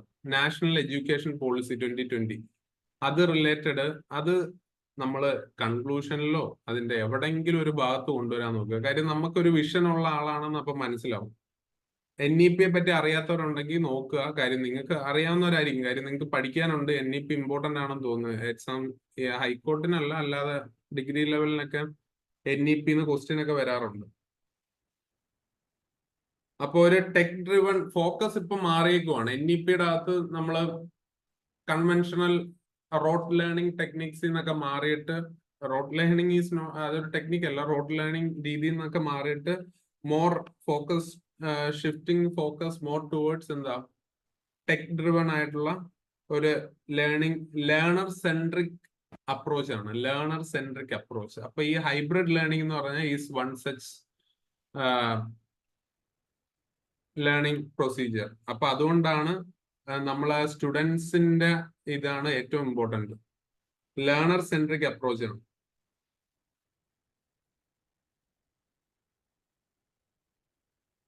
പിന്നെ ഈ ക്വസ്റ്റ്യൻ ഹൈബ്രിഡ് ലേണിംഗ് പറഞ്ഞപ്പോൾ ഞാൻ ഇങ്ങനെ നോക്കി വന്നപ്പോൾ നമുക്ക് കൊടുക്കാൻ പറ്റിയ നല്ലൊരു ഇൻട്രോ ഉണ്ട്. ഈ രീതിയിൽ അല്ലെങ്കിൽ ഹൈബ്രിഡ് ലേണിംഗ് എക്സ്പ്ലെയിൻ ചെയ്ത് അല്ല തുടങ്ങുന്നെങ്കിൽ you can give a quote. ഇപ്പൊ ഈ കോട്ട് നിങ്ങളൊന്ന് ശ്രദ്ധിക്കുക. The illiterate of the 21st century will not be those who cannot read or write, but those who cannot learn, unlearn and relearn. അപ്പൊ ഈ സാധനം നിങ്ങൾ പലരും കേട്ടിട്ടുണ്ടാവും, പക്ഷെ ഇത് ഭയങ്കര വാലിഡ് ആയിട്ടുള്ള ഒരു പോയിന്റ് ആണ്. ഇഫ് യു ലുക്ക് അറ്റ് ഇത് 1970 എങ്ങാണ്ട് ഒരു ബുക്കിൽ ആൽവിൻ ടോഫ്ലർ എന്ന് പറയുന്ന ഒരു പുള്ളി ഒരു ബുക്കിൽ എഴുതിയതാണ് 1970. അപ്പം അത്രയും ഫ്യൂച്ചറിസ്റ്റിക് ആയിട്ട് പുള്ളി തിങ്ക് ചെയ്ത ഒരു സംഭവമാണ്. 50 വർഷത്തിന് ശേഷം ഇപ്പോഴും അത് ഭയങ്കര റെലവെന്റ് ആയിട്ട് നിൽക്കുകയാണ്. എന്ന് പറഞ്ഞാൽ 21ാം സെഞ്ചുറിയിലെ ഇല്ലിറ്ററേറ്റ് എന്ന് പറയുന്നത് എഴുതാനും വായിക്കാനും അറിയാത്തവരല്ല, but those who cannot learn, unlearn and relearn. അപ്പം അത് നമ്മുടെ ലൈഫിൽ ഏറ്റവും ഇമ്പോർട്ടന്റ് ആയിട്ടുള്ള ഒരു ഫിലോസഫിയും കൂടെ ആണ്. നിങ്ങൾ പഠിച്ചു വെച്ചിരിക്കുന്ന ഒരുപാട് കാര്യങ്ങൾ കാണും, അതിൽ ചിലപ്പം കുറെ മിസ്റ്റേക്സ് കാണും, അല്ലെങ്കിൽ നമ്മളുടെ ഒരു സൈക്കി ഇമ്പ്രൂവ് ആവുന്ന പോലെ നമുക്ക് അതിൽ മാറ്റങ്ങൾ വരും. അപ്പൊ അതിൽ പിടിച്ചു നിൽക്കില്ല, കുറെ കാര്യങ്ങളൊക്കെ നമ്മൾ മാറണം. We have to change according to the changing times. You have to learn, unlearn and relearn. അപ്പൊ ആ ഒരു സെന്റൻസ് നമുക്ക് വേണമെങ്കിൽ കൊണ്ടുവരാം, ഇൻട്രൊഡക്ഷനിൽ വേണമെങ്കിൽ കൊണ്ടുവരാം. അപ്പൊ എന്നിട്ട് ഹൈബ്രിഡ് ലേണിങ്ങിനെ പറ്റി പറയുമ്പോൾ ഒരു പവർ തോന്നും. അല്ലെങ്കിൽ നമുക്കത് കൺക്ലൂഷനിൽ എവിടെങ്കിലും ഒക്കെ ഉപയോഗിക്കാം ഈ ഒരു സാധനം, ലേണിംഗ് റിലേറ്റഡ് ഒക്കെ ചോദിക്കുകയാണെങ്കിൽ. അല്ലെങ്കിൽ അഗെയിൻ ഞാൻ പറഞ്ഞ പോലെ NEP എവിടെയെങ്കിലും കൊണ്ടുവരണം. അപ്പൊ ഇതിന്റെ ഒരു കൺക്ലൂഷൻ ആയിട്ട് നമുക്ക് വേണമെങ്കിൽ ഒരു സെന്റൻസ് കൊണ്ടുവരാം. ഇപ്പം any society which adopts the latest educational system will be the most progressive. Any society which adopts the latest education system will be the most progressive. അപ്പൊ ഇവിടെ there's no looking back. Hybrid learning is the way forward എന്നുള്ള രീതിയിൽ പറഞ്ഞിട്ട് നമുക്ക് end ചെയ്യാം. അപ്പൊ നമ്മൾ ഭയങ്കര പോസിറ്റീവ് ഒപ്റ്റിമിസ്റ്റിക് ആയിട്ടുള്ള ഒരു എൻഡാണ് നമ്മൾ കൊടുക്കുന്നതെന്ന് മനസ്സിലാവും. വായിക്കുന്ന ആൾക്ക് പവർ ഹൈബ്രിഡ് ലേണിംഗ്, പയ്യൻ ഹൈബ്രിഡ് ലേണിംഗ് ആണെന്നൊക്കെ വിചാരിച്ചിട്ട് മാർക്ക് തന്ന നല്ലതല്ലേ? ആ ഒരു മാർക്ക് കൊണ്ടിട്ടായിരിക്കും നിങ്ങളുടെ തലവര മാറുന്നത്. ഓക്കെ, അപ്പൊ അതുകൊണ്ടാണ് ഇൻട്രൊഡക്ഷൻ ഇമ്പോർട്ടന്റ് ആണെന്ന് പറയുന്നത്. ആക്സസിബിലിറ്റി, കോട്ട് ഒന്നുകൂടെ റിപ്പീറ്റ് ചെയ്യാമോ? കോട്ട് ഞാൻ ഇതിൽ ഇൻക്ലൂഡ് ചെയ്തിട്ടേക്കാം. ജസ്റ്റ് ഞാൻ ഒരു പോയിന്റേഴ്സ് പോലെ സംഭവങ്ങൾ ഇങ്ങനെ എഴുതിയിട്ടേക്കാം. അല്ലാതെ ഞാൻ ഫുൾ എസ്സേ ആയിട്ട് ഇങ്ങനെ എഴുതിയിടുന്നില്ല. കാര്യം അതിനേക്കാളും ആ പോയിന്റേഴ്സ് വെച്ച് നിങ്ങളുടേതായിട്ടുള്ള രീതിയിൽ നിങ്ങൾ ആൻസർ എഴുതണം ഓരോരുത്തരും. പിന്നെ ഈ അയച്ചേക്കുന്നതല്ലാതെ തന്നെ പുറത്തുനിന്നുള്ള പോയിന്റ്സ് ആഡ് ചെയ്യാം. നിങ്ങൾക്ക് ഇഷ്ടമുള്ള രീതി അത് എഴുതാം. പക്ഷെ ഞാൻ ജസ്റ്റ് ഫോർ ഒരു പ്രാക്ടീസ് ചെയ്യാനോ അല്ലെങ്കിൽ ഒരു അണ്ടർസ്റ്റാൻഡിങ്ങിന് ജസ്റ്റ് അങ്ങനെ തരാൻ ഉദ്ദേശിക്കുന്നേ ഉള്ളൂ. അപ്പൊ ഞാൻ ആ സെന്റൻസ് ഒന്നുകൂടെ പറയാം. The illiterate of the 21st century. അങ്ങനെ ഗൂഗിളിൽ സെർച്ച് ചെയ്താൽ അത്ര മാത്രം എഴുതി വെച്ചാൽ മതി. The illiterate of the 21st century എന്ന് എഴുതിയാൽ തന്നെ ഇത് വരും, കോട്ട് വരും. Will not be those who cannot read or write, but those who cannot learn, unlearn and relearn. Alvin Toffler. Okay, അപ്പോ ഈ രീതിയിൽ ഹൈബ്രിഡ് ലേണിംഗിന്റെ ക്വസ്റ്റ്യൻ നമുക്ക് വേണമെങ്കിൽ അപ്രോച്ച് ചെയ്യാം. ഓക്കെ, എന്തെങ്കിലും ഡൗട്ട് ഉണ്ടോ ഇതുവരെ പറഞ്ഞതിൽ? നമ്മളിപ്പോ 1-2 എസ്സേസ് ഓൾറെഡി ഡിസ്കസ് ചെയ്തു.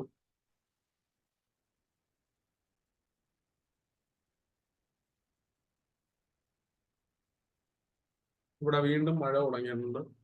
അപ്പൊ നമുക്ക് ഇത് അടുത്തൊരു എസ്സേയും കൂടെ ഡിസ്കസ് ചെയ്തതിന് ശേഷം നമുക്ക് ബാക്കി എക്സ്പെക്റ്റഡ് എസ്സേസ് നോക്കാം. ഓക്കെ, സോ അടുത്ത ട്രയൽ ബൈ മീഡിയ ഭയങ്കര റെലവെന്റ് ആയിട്ടുള്ള ഒരു ക്വസ്റ്റ്യൻ ആണ്. അത് അന്നും ചോദിച്ചു, ഇപ്പോഴും ചോദിക്കാം, എപ്പോ വേണമെങ്കിലും ചോദിക്കാം. ഭയങ്കര ആക്റ്റീവ് ആയിട്ട് നിൽക്കുന്ന ഒരു ക്വസ്റ്റ്യൻ ആണ്. ട്രയൽ ബൈ മീഡിയ എന്ന് വെച്ചാൽ എന്താണ് സംഭവം? എസ്സേ 250 വേർഡ്സ് ചോദിക്കാൻ ചാൻസ് ഉണ്ടോ എന്ന് ചോദിച്ചു കഴിഞ്ഞാൽ ഇതുവരെ 2 എസ്സേ ആയിട്ടാണ് ചോദിച്ചേക്കുന്നത്. അപ്പം ചോദിക്കാനുള്ള സാധ്യത കുറവാണ്. ബട്ട് സ്റ്റിൽ 250 ചോദിക്കുവാണെങ്കിൽ മിക്കവാറും ഒറ്റ ക്വസ്റ്റ്യൻ ആയിരിക്കും. അല്ല, ഒറ്റ ക്വസ്റ്റ്യൻ ചോദിക്കത്തില്ല. 30 മാർക്കിന് ഒറ്റ ക്വസ്റ്റ്യൻ ചോദിക്കത്തില്ല. ഒന്നെങ്കിൽ 20 മാർക്കിന്റെ 250യും 10 മാർക്കിന്റെ 150യും ചോദിക്കാം. അല്ലെങ്കിൽ ഈ പറഞ്ഞ പോലെ 150യുടെ 2 ക്വസ്റ്റ്യൻ, അങ്ങനെ തന്നെ ആയിരിക്കും. കോട്ട് എഴുതുമ്പോൾ അത് പറഞ്ഞ ആളുടെ പേര് എഴുതണമെന്ന് നിർബന്ധമൊന്നുമില്ല. കോട്ട് എഴുതുമ്പോൾ അതിന് രണ്ട് സൈഡിലും ഒരു ഡബിൾ ഇൻവേർട്ടഡ് കോമ കൊടുത്താൽ മതി. ആരോ പറഞ്ഞാന്നുള്ള ഒരു അണ്ടർസ്റ്റാൻഡിങ് കിട്ടും. എഴുതിയില്ലെങ്കിൽ കുഴപ്പമൊന്നുമില്ല. ആരെഴുതിയാന്നൊന്നും എഴുതേണ്ട കാര്യമില്ല. പക്ഷെ നമുക്ക് അറിയാമെങ്കിൽ ആഡ് ചെയ്യാം. ഓക്കെ. അടുത്ത ട്രയൽ ബൈ മീഡിയ എന്ന് വെച്ചിട്ട് എന്താ ഉദ്ദേശിക്കുന്നത്? മീഡിയ ട്രയൽ അല്ലെങ്കിൽ ഒരു പർട്ടിക്കുലർ ലീഗൽ കേസ് അല്ലെങ്കിൽ ഒരു കേസ് നടക്കുവാണ്, അതില് മീഡിയയുടെ ഇൻഫ്ലുവൻസ് ആണ് ഈ മീഡിയ ട്രയൽ എന്നുകൊണ്ട് ഉദ്ദേശിക്കുന്നത്. കാര്യം മീഡിയ അവരുടേതായിട്ടുള്ള രീതിയിൽ ഇപ്പൊ ഒരു കോടതിയിൽ ഒരു കേസ് നടക്കുവാണെങ്കിൽ അത് നടക്കുന്ന സമയത്തോ അതിന് മുൻപേയോ അതിന് ശേഷമോ അവരുടേതായിട്ടുള്ള ഒരു പെർസെപ്ഷൻ പബ്ലിക്കിൽ ഉണ്ടാക്കും. കാര്യം അത് മേ ബി അജണ്ട ഡ്രിവൺ ആവാം, മേ ബി റിയൽ ആയിട്ടുള്ള ആവാം, പക്ഷെ ഇറ്റ് ക്രിയേറ്റ്സ് എ കൺഫ്യൂഷൻ. ഒരു ഹോൾ കൺഫ്യൂഷൻ ഉണ്ടാക്കും, പബ്ലിക്കിന്റെ ഇടയിൽ ഉണ്ടാക്കും. അത് ഇറ്റ് അഫക്ട്സ് അവർ ജുഡീഷ്യറി. അപ്പൊ അത് കുറച്ച് നെഗറ്റീവ് ആയിട്ടുള്ള ഒരു പരിപാടിയാണ് ഈ ട്രയൽ ബൈ മീഡിയ എന്ന് പറയുന്നത്. കാര്യം media is not destined to do this job. അതിന് കോർട്ടുണ്ട്. അപ്പൊ അവരുടെ സംഭവം എന്താന്ന് പറഞ്ഞു കഴിഞ്ഞാൽ they should be the voice of the people, അല്ലെ? ഈ വോക്സ് പോപ്പുലൈ എന്ന് പറയുന്ന ഒരു സംഭവം നിങ്ങൾ എവിടെയെങ്കിലും പഠിച്ചിട്ടുണ്ടായിരിക്കില്ല. VOXPOPULI എന്ന് പറഞ്ഞ voice of the people. They should be the voice of the people. They should be the watchdog of democracy എന്നൊക്കെയാ പറയുന്നത്. But there's always a thin line between this watchdog and ഇതിന്റെ അകത്ത് ഇന്റർഫിയർ ചെയ്യുന്നതിന് ഒരു thin line ആണ്. അപ്പൊ അതുകൊണ്ട് careful ആയിരിക്കണം. അപ്പൊ ഈ ഒരു ട്രയൽ ബൈ മീഡിയ എന്ന് പറയുന്നത് ക്വസ്റ്റ്യൻ ആക്ച്വലി കഴിഞ്ഞ വട്ടം ചോദിക്കാൻ റീസൺ എന്ന് പറഞ്ഞാൽ ഒരു കറണ്ട് ഇഷ്യൂ ഉണ്ടായിരുന്നു. Chief justice of India said that, നമുക്ക് വേണേൽ അങ്ങനെ തന്നെ തുടങ്ങാം. Recent chief justice of India said that media is running agenda driven debates and kangaroo courts which is not good for democracy. kangaroo courts എന്ന് വെച്ചാൽ എന്താ പറയുക? കങ്കാരു കോടതികൾ എന്ന് പറഞ്ഞു കഴിഞ്ഞാൽ ചുമ്മാ മോക്ക് റാൻഡം കോർട്സ് പോലെ, മോക്ക് കോർട്സ് പോലെ 5-6 പേരെ പിടിച്ചിരുത്തിയിട്ട് അങ്ങോട്ടും ഇങ്ങോട്ടും കുറെ ഡിസ്കഷൻ നടത്തി ഈ ഒരാളെ കുറ്റക്കാരൻ അക്യൂസ്ഡ് ആയിട്ടുള്ള ഒരാൾ ഇപ്പൊ ഉണ്ടെന്ന് വിചാരിച്ചു, കോടതി അക്യൂസ്ഡ് ആയ ഒരാളുണ്ട്, അയാളെ വിളിച്ചിരുത്തി വേറെ ആൾക്കാരെയൊക്കെ വിളിച്ചിരുത്തി അജണ്ട ഡ്രിവൺ ആയിട്ട് ഇയാൾ കുറ്റക്കാരനാണ് എന്ന് ഇവര് തന്നെ ഒരു ഡിസിഷനിൽ അങ്ങ് എത്തുക. അല്ലെങ്കിൽ അത് കാണുന്ന ആൾക്കാർക്ക് അങ്ങനെ തോന്നും. അപ്പൊ ആ ഒരു കാംഗ്രൂ കോഡ്സ് എന്ന് പറയുന്നത് ആ കളിയാക്കി പറയുന്നതാണ്. ഇറ്റ്സ് എ മോക്ക് കോഡ്സ് ആണ്. കൈൻഡ് ഓഫ് റിയൽ കോർട്ടുമായിട്ട് ഒരു ബന്ധമില്ലാത്ത, അതിന് ഓപ്പോസിറ്റ് ആയിട്ട് വർക്ക് ചെയ്യുന്ന ഇതിനെയാണ് കാംഗ്രൂ കോർട്സ് എന്ന് പറയുന്നത്. അപ്പം ഇതിന്റെ ബാക്ക്ഗ്രൗണ്ട് പറഞ്ഞു വേണമെങ്കിൽ നമുക്ക് തുടങ്ങാം. ഇതാ ഞാൻ ആദ്യം പറഞ്ഞു, കറണ്ട് ഇഷ്യൂ വേണമെങ്കിൽ പറഞ്ഞു തുടങ്ങാം. ബാക്ക്ഗ്രൗണ്ട് പറഞ്ഞു. Recent CJI said that chief justice of India എന്ന് തന്നെ എഴുതാൻ നോക്കുക. ഈ ചെറിയ അബ്രിവിയേഷൻസ് ഒക്കെ മാറ്റിയിട്ട് said that media is running agenda driven debates and kangaroo courts which is not good for democracy. അപ്പൊ അതിൽ നിന്നാണ് ഈ ക്വസ്റ്റ്യൻ ചോദിച്ചത്. അപ്പൊ അതുപോലുള്ള ക്വസ്റ്റ്യൻസ് ഇപ്പോഴും ചോദിക്കും. അപ്പൊ ഈ ട്രയൽ ബൈ മീഡിയ എന്ന് പറയുന്ന it's A phrase got popular in late 20th century and early 21st century. It describes the impact of television and newspaper coverage on a person's reputation by creating a widespread perception of guilt or innocence before or after a verdict in a court of law. ഞാൻ പറഞ്ഞത് clear ആയോ? ഞാൻ നേരത്തെ പറഞ്ഞ കാര്യം തന്നെയാണ്. It can affect a person's reputation.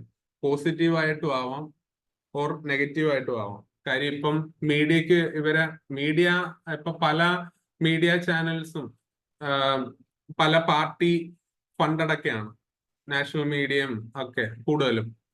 അപ്പൊ അതുകൊണ്ട് തന്നെ അവരുടെ ആ ഒരു സൈഡ് ആയിരിക്കും ചിലപ്പം കൂടുതലും ഉദ്ദേശിക്കുന്നത്. സൈബർ ബുള്ളിങ് ഇതിൽ പെടുമോ? സൈബർ ബുള്ളിങ് ഇതിൽ പെടത്തില്ല. സൈബർ ബുള്ളിങ് എന്ന് പറഞ്ഞാല് സൈബർ മേഖലയിൽ, ഐ മീൻ സോഷ്യൽ മീഡിയയിലെല്ലാം ആൾക്കാർ തന്നെയല്ലേ, പീപ്പിൾ തന്നെയല്ലേ. ആ സൈബർ ബുള്ളിങ് ഇതിന്റെ ഒരു റിസൾട്ട് ആണ്.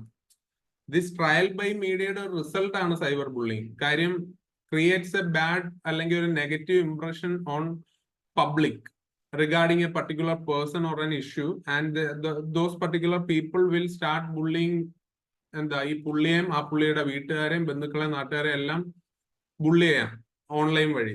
അപ്പൊ അങ്ങനത്തെ റിസൾട്ട് ആയിട്ട് വരാം, ബട്ട് നോട്ട് ഡയറക്ട്ലി കണക്റ്റഡ്. പിന്നുള്ള കാര്യം എന്ന് പറഞ്ഞാൽ, അപ്പം ഈ പറഞ്ഞത് ക്ലിയർ ആണോ? എന്താണ് ട്രയൽ ബൈ മീഡിയ എന്ന് ഉദ്ദേശിച്ചത്?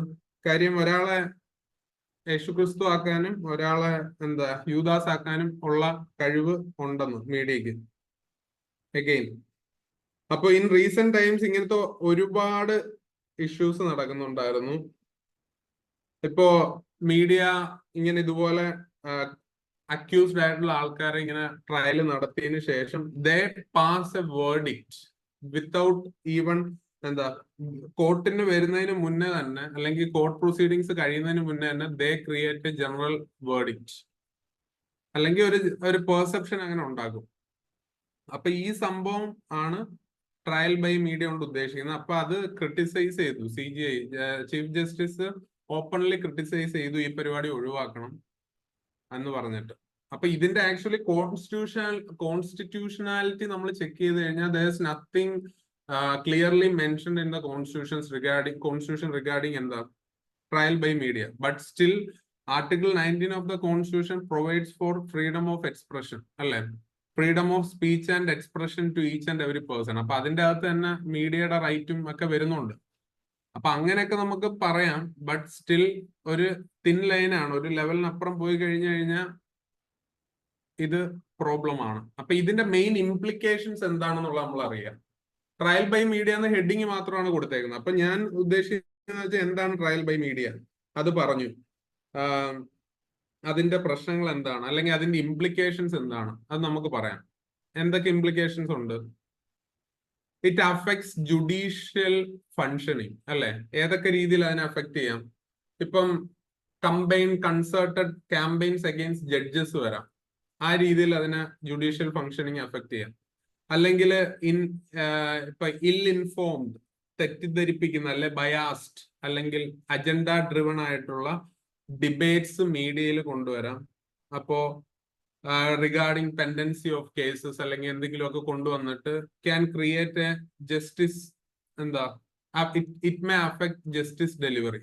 ഇങ്ങനെയുള്ള വാക്കുകളൊക്കെ ഉപയോഗിച്ചാൽ നല്ല. ജസ്റ്റിസ് ഡെലിവറി, കോർട്ട് എന്ന് പറഞ്ഞാൽ ജസ്റ്റിസ് ഡെലിവറിക്ക് പറ്റിയ ഉള്ളൊരു സ്ഥലമല്ല, ഒരു മെക്കാനിസം അല്ലേ ജസ്റ്റിസ് ഡെലിവറി. അപ്പൊ അങ്ങനെയൊക്കെ ഉള്ള യൂസേജസ് കൊണ്ടുവരാൻ നോക്കുക. അപ്പോ it may affect judicial functioning, first of all. Another implication is that it's unable to distinguish between what is right or wrong, അല്ലെങ്കിൽ fake or real, അല്ലെങ്കിൽ good or bad. ഇത് ശരിയാണോ തെറ്റാണോ? ഇപ്പൊ മീഡിയ ട്രയൽസിന് ഒരു ഗൈഡിങ് ഫാക്ടർ ആയിട്ട് നമുക്ക് ഒരിക്കലും എടുക്കാൻ പറ്റത്തില്ല. ഈവൻ ദോ മീഡിയ ആക്ട് ചെയ്യുന്നത് പലപ്പോഴും ഹെൽപ്പ് ചെയ്യാറുണ്ടെങ്കിൽ പോലും, പല ഇഷ്യൂസും ഫോർ ഫ്രണ്ടിൽ കൊണ്ടുവരാനായിട്ട് മീഡിയ ഹെൽപ്പ് ചെയ്യുന്നുണ്ടെങ്കിൽ പോലും it can't be taken as a guiding factor for deciding cases. Okay, അതുകൊണ്ട് തന്നെ ഈ ഇതുകൊണ്ട് പ്രത്യേകിച്ച് നെഗറ്റീവ് ആയിട്ടുള്ള ഇമ്പാക്ട് മാത്രമേ കൂടുതലും ഉണ്ടാവും. അപ്പൊ അതിന്റെ ഒരു എഫക്റ്റ് ആണ് unable to distinguish between fake and real things. Another implication is that wrongful portrayal. ഇതാണ് ഞാൻ നേരത്തെ പറഞ്ഞ സംഭവം.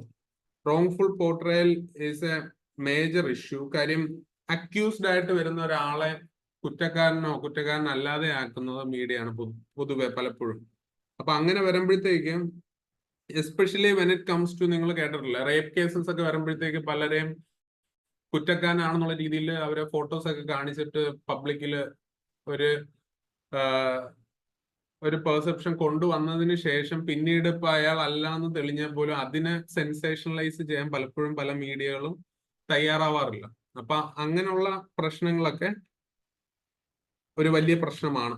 അപ്പൊ റോങ്ഫുൾ പോർട്രയൽ എന്ന് പറഞ്ഞു കഴിഞ്ഞാൽ it can destroy one's career, അല്ലെ? ഡിഫമേഷൻ ആണ്. നമ്മൾ പഠിച്ചായിരുന്നു സ്ലാൻഡർ, ലിബൽ, നമ്മൾ പഠിച്ചായിരുന്നു 2 തരത്തിലുള്ള ഡിഫമേഷൻ, റൈറ്റിംഗ് വഴിയും സ്പീച്ച് വഴിയും. അപ്പൊ അതെല്ലാം ഇതിൽ വരും. അപ്പൊ wrongful portrayal can ultimately destroy one's career. അപ്പോ സെൻസേഷണലൈസ് ചെയ്യാൻ വേണ്ടിയും അവരുടെ റേറ്റിംഗിനും ഒക്കെ വേണ്ടി പലരും അങ്ങനെയൊക്കെ ചെയ്യാറുണ്ട്. അപ്പം again that's another implication of trial by media. And another one is it's not good for democracy.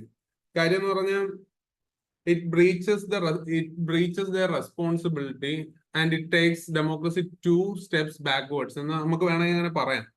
In the sense that it affects people and it affects the system.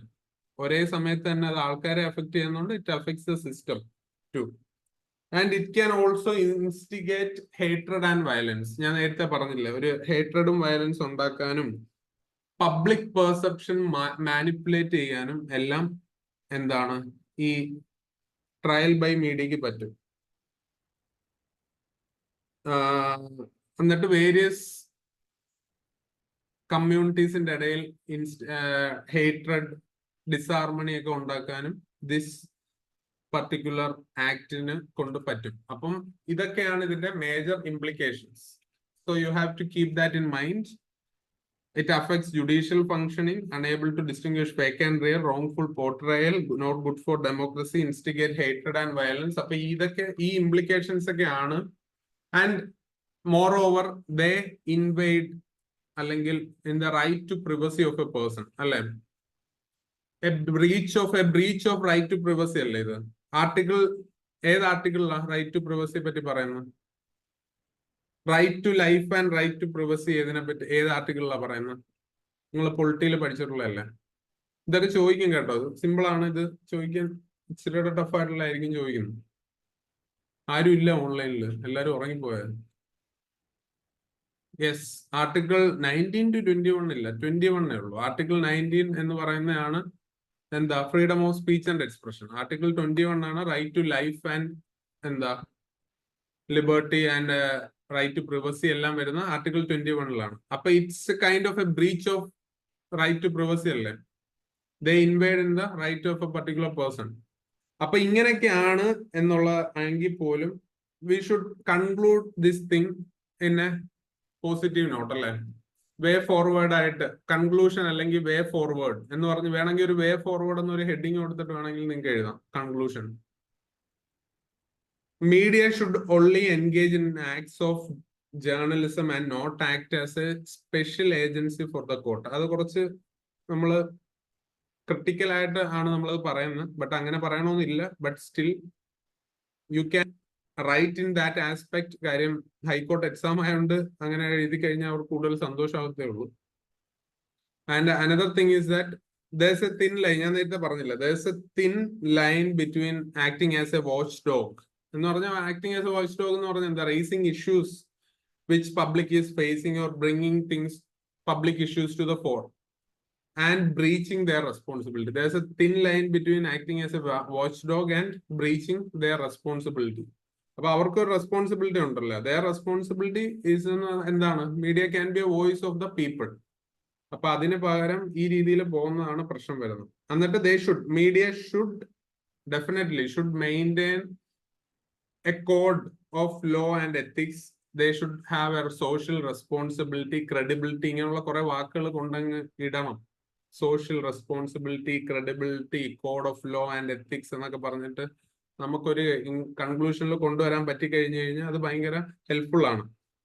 By not interfering in the matters of the court instead acts as a voice of the people എന്നൊക്കെ പറഞ്ഞിട്ട് ഒറ്റ സെന്റൻസിൽ നമുക്ക് വേണമെങ്കിൽ conclude ചെയ്യാം. Okay, നിങ്ങൾക്ക് പറഞ്ഞത് മനസ്സിലായോ? ഒരു ഐഡിയ കിട്ടിയിട്ടുണ്ടല്ലോ എങ്ങനെ എഴുതണം എന്നുള്ളതില്. Trial by media. ഓക്കെ, എന്തെങ്കിലും ഡൗട്ട് ഉണ്ടോ റിലേറ്റഡ് ആയിട്ടുള്ള?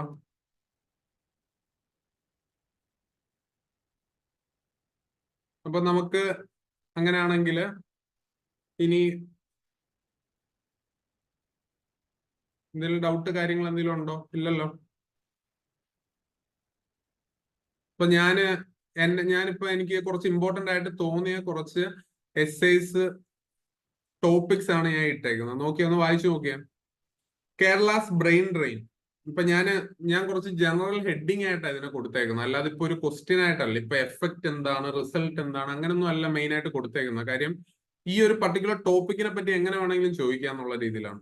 അപ്പോ കേരളാസ് ബ്രെയിൻ ഡ്രെയിൻ എന്ന് വെച്ചാൽ എന്താ, ഇപ്പൊ ഇന്ത്യസ് ബ്രെയിൻ ഡ്രെയിൻ ഒരു ഇഷ്യൂ ആണ് മെയിൻ ആയിട്ട്. അതുപോലെ തന്നെ കേരളാസ് ബ്രെയിൻ ഡ്രെയിൻ എന്ന് പറഞ്ഞാൽ ഏറ്റവും കൂടുതൽ സ്റ്റുഡന്റ് യൂത്ത് മൈഗ്രേഷൻ ഉള്ള ഒരു സ്ഥലമാണ് കേരള. അപ്പൊ അവിടെ student or youth migration in Kerala അത് ഏതൊക്കെ രീതിയിൽ ചോദിക്കാം അല്ലെങ്കിൽ ഏതൊക്കെ രീതിയിൽ വന്നാലും നമുക്ക് എഴുതാൻ പറ്റണം.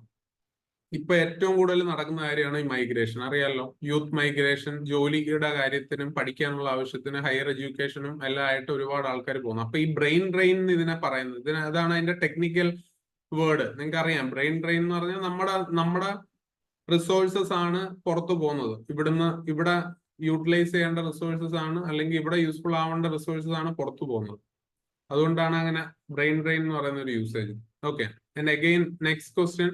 ഇപ്പൊ disaster resilient Kerala in the context of excessive rains in Kerala. ഈ എഴുതിയേക്കുന്നതല്ല എന്റെ ഒരു പെർസ്പെക്റ്റീവിൽ എനിക്ക് ഇമ്പോർട്ടന്റ് ആയിട്ട് തോന്നിയതാണ്. മേ ബി ഇതൊന്നും ചോദിക്കാതിരിക്കാം, വേറെ ക്വസ്റ്റ്യൻസ് ആയിരിക്കും വരുന്നത്. ബട്ട് സ്റ്റിൽ ഇതൊക്കെ നിങ്ങൾക്കും തോന്നുന്നു ഇത് ഇമ്പോർട്ടന്റ് ആണെന്ന് തോന്നുവാണെങ്കിൽ നിങ്ങൾ you should prepare.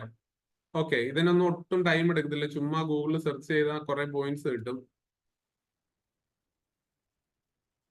Exodus of professionals or students from their place to another in order to seek better opportunity.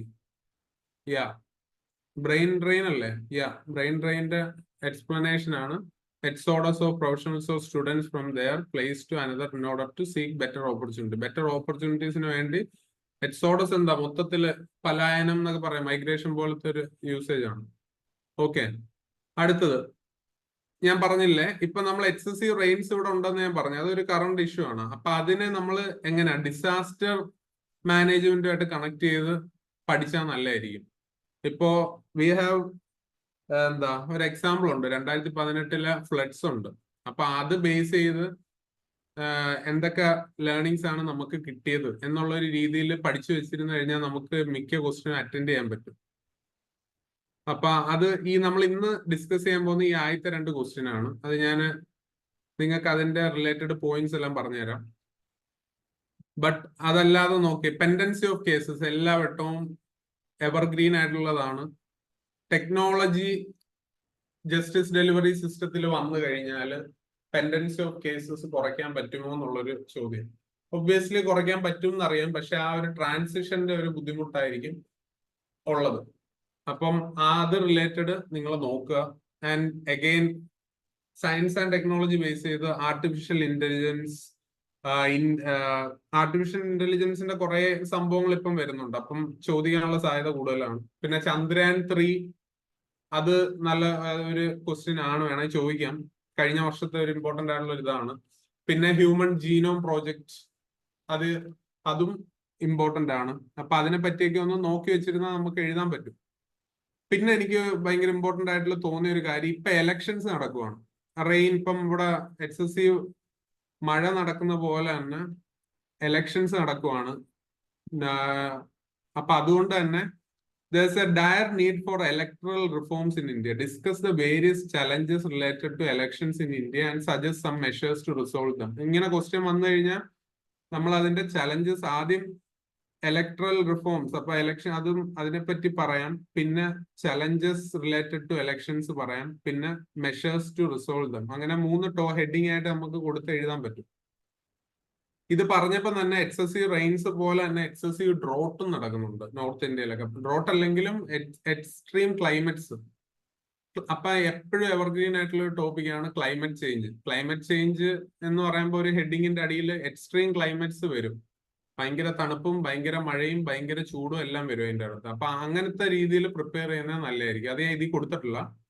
അപ്പോ മഴ പോലെ തന്നെ ചൂടിന്റെ ബുദ്ധിമുട്ടുകൾ നോർത്ത് ഇന്ത്യ ഇപ്പം പല സ്ഥലങ്ങളും അനുഭവിക്കുന്നുണ്ട്. ഇപ്പം താണ്ട ഡൽഹിയിലൊക്കെ 52 കഴിഞ്ഞ ദിവസം 52 വന്നു എന്നൊരു റിപ്പോർട്ട് വന്നു. എന്നിട്ട് അത് ഗവൺമെന്റ് അത് അക്സെപ്റ്റ് ചെയ്യുന്നില്ല. ദേ ആർ സെയിങ് ദാറ്റ് 52 വന്നിട്ടില്ല. അത് കാര്യം 50-ന് മേല് വന്നു കഴിഞ്ഞാൽ ക്ലൈമറ്റ് എമർജൻസി ഒക്കെ ഡിക്ലെയർ ചെയ്യണമെന്നൊക്കെ ഉള്ള ഒരു ആസ്പെക്ട് ഉണ്ട്. അതുകൊണ്ടാണ് അത് വരാത്തത്. Dampening of turnout in election. അതും ഇപ്പം എലക്ഷൻ ടേൺ ഔട്ടിനെ പറ്റി വേണമെങ്കിൽ ഒരു ക്വസ്റ്റ്യൻ വേണമെങ്കിൽ വരാം. ഇപ്പൊ ആൾക്കാർക്ക് എലക്ഷൻ വോട്ട് ചെയ്യാനുള്ള മെന്റാലിറ്റി ആൾക്കാർക്ക് കുറഞ്ഞു വരുന്നുണ്ടോ എന്നുള്ളൊരു ക്വസ്റ്റ്യൻ വേണം ചോദിക്കാം. അപ്പൊ ആ ക്വസ്റ്റ്യനും ഈ ഹൈക്കോർട്ടുമായിട്ടൊക്കെ റിലേറ്റ് ചെയ്ത് കണക്ട് ചെയ്തുള്ള ക്വസ്റ്റ്യൻ ആണ്. പിന്നെ അഗെയിൻ ഇനി നിങ്ങൾക്ക് തോന്നുന്ന വേറെ ഏതെങ്കിലും ടോപ്പിക്കുകളൊക്കെ ഉണ്ടെങ്കിൽ ചാറ്റിൽ നിങ്ങൾക്ക് ഇടാം. സോ ദാറ്റ് നിങ്ങൾക്കും പഠിക്കാം, നിങ്ങളുടെ ഫെല്ലോ ഫ്രണ്ട്സിനും അത് നോക്കാം. ഇമ്പോർട്ടന്റ് ആയിട്ട് നിങ്ങൾക്ക് ഭയങ്കര റിലവന്റ് ആയിട്ട് തോന്നുന്ന എന്തെങ്കിലും ടോപ്പിക്കുകളൊക്കെ ഉണ്ടെങ്കിൽ war the solution for all. Again ഭയങ്കര ഇമ്പോർട്ടന്റ് ആണ് ഇപ്പോഴത്തെ കറണ്ട് സിറ്റുവേഷനിൽ. ഇസ്രായേൽ പലസ്തീൻ ഇഷ്യൂസ് നടക്കുന്നതുകൊണ്ട് തന്നെ വാർ എന്ന് പറയുന്നത് ഒരു ഭയങ്കര അത് റിസൾട്ട് ആണോ, വാർ ഒരു സൊല്യൂഷൻ ആണോ എല്ലാത്തിനും എന്നുള്ള ഒരു ക്വസ്റ്റ്യൻ നോക്കുന്നതല്ലായിരിക്കും. ഫിനാൻഷ്യൽ ക്രൈസിസ് ഇൻ കേരള, അതും ഭയങ്കര റെലവെന്റ് ആണ്. ഈ 2 ടോപ്പിക്ക് നിങ്ങൾ എഴുതിയെടുത്തോ, ഞാനും എഴുതിയെടുക്കട്ടെ. കാര്യം financial crisis, war, woman reservation. Woman reservation bill ഇപ്പം വന്നിട്ടുണ്ടായിരുന്നു, അപ്പൊ അത് റിലേറ്റഡ് ക്വസ്റ്റ്യൻ വേണമെങ്കിൽ ചോദിക്കാം.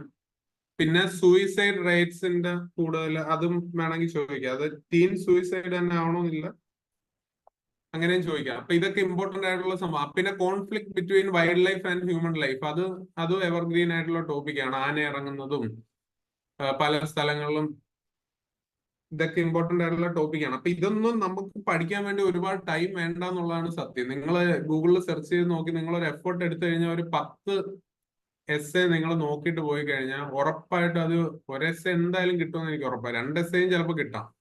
പഠിച്ചിട്ട് പോയി കഴിഞ്ഞാൽ കൂളായിട്ട് നമുക്ക് ഈ പറഞ്ഞ സമയത്തിനുള്ളിൽ എഴുതി തീർക്കാൻ പറ്റും. പോയിന്റുകൾ പെട്ടെന്ന് വരും.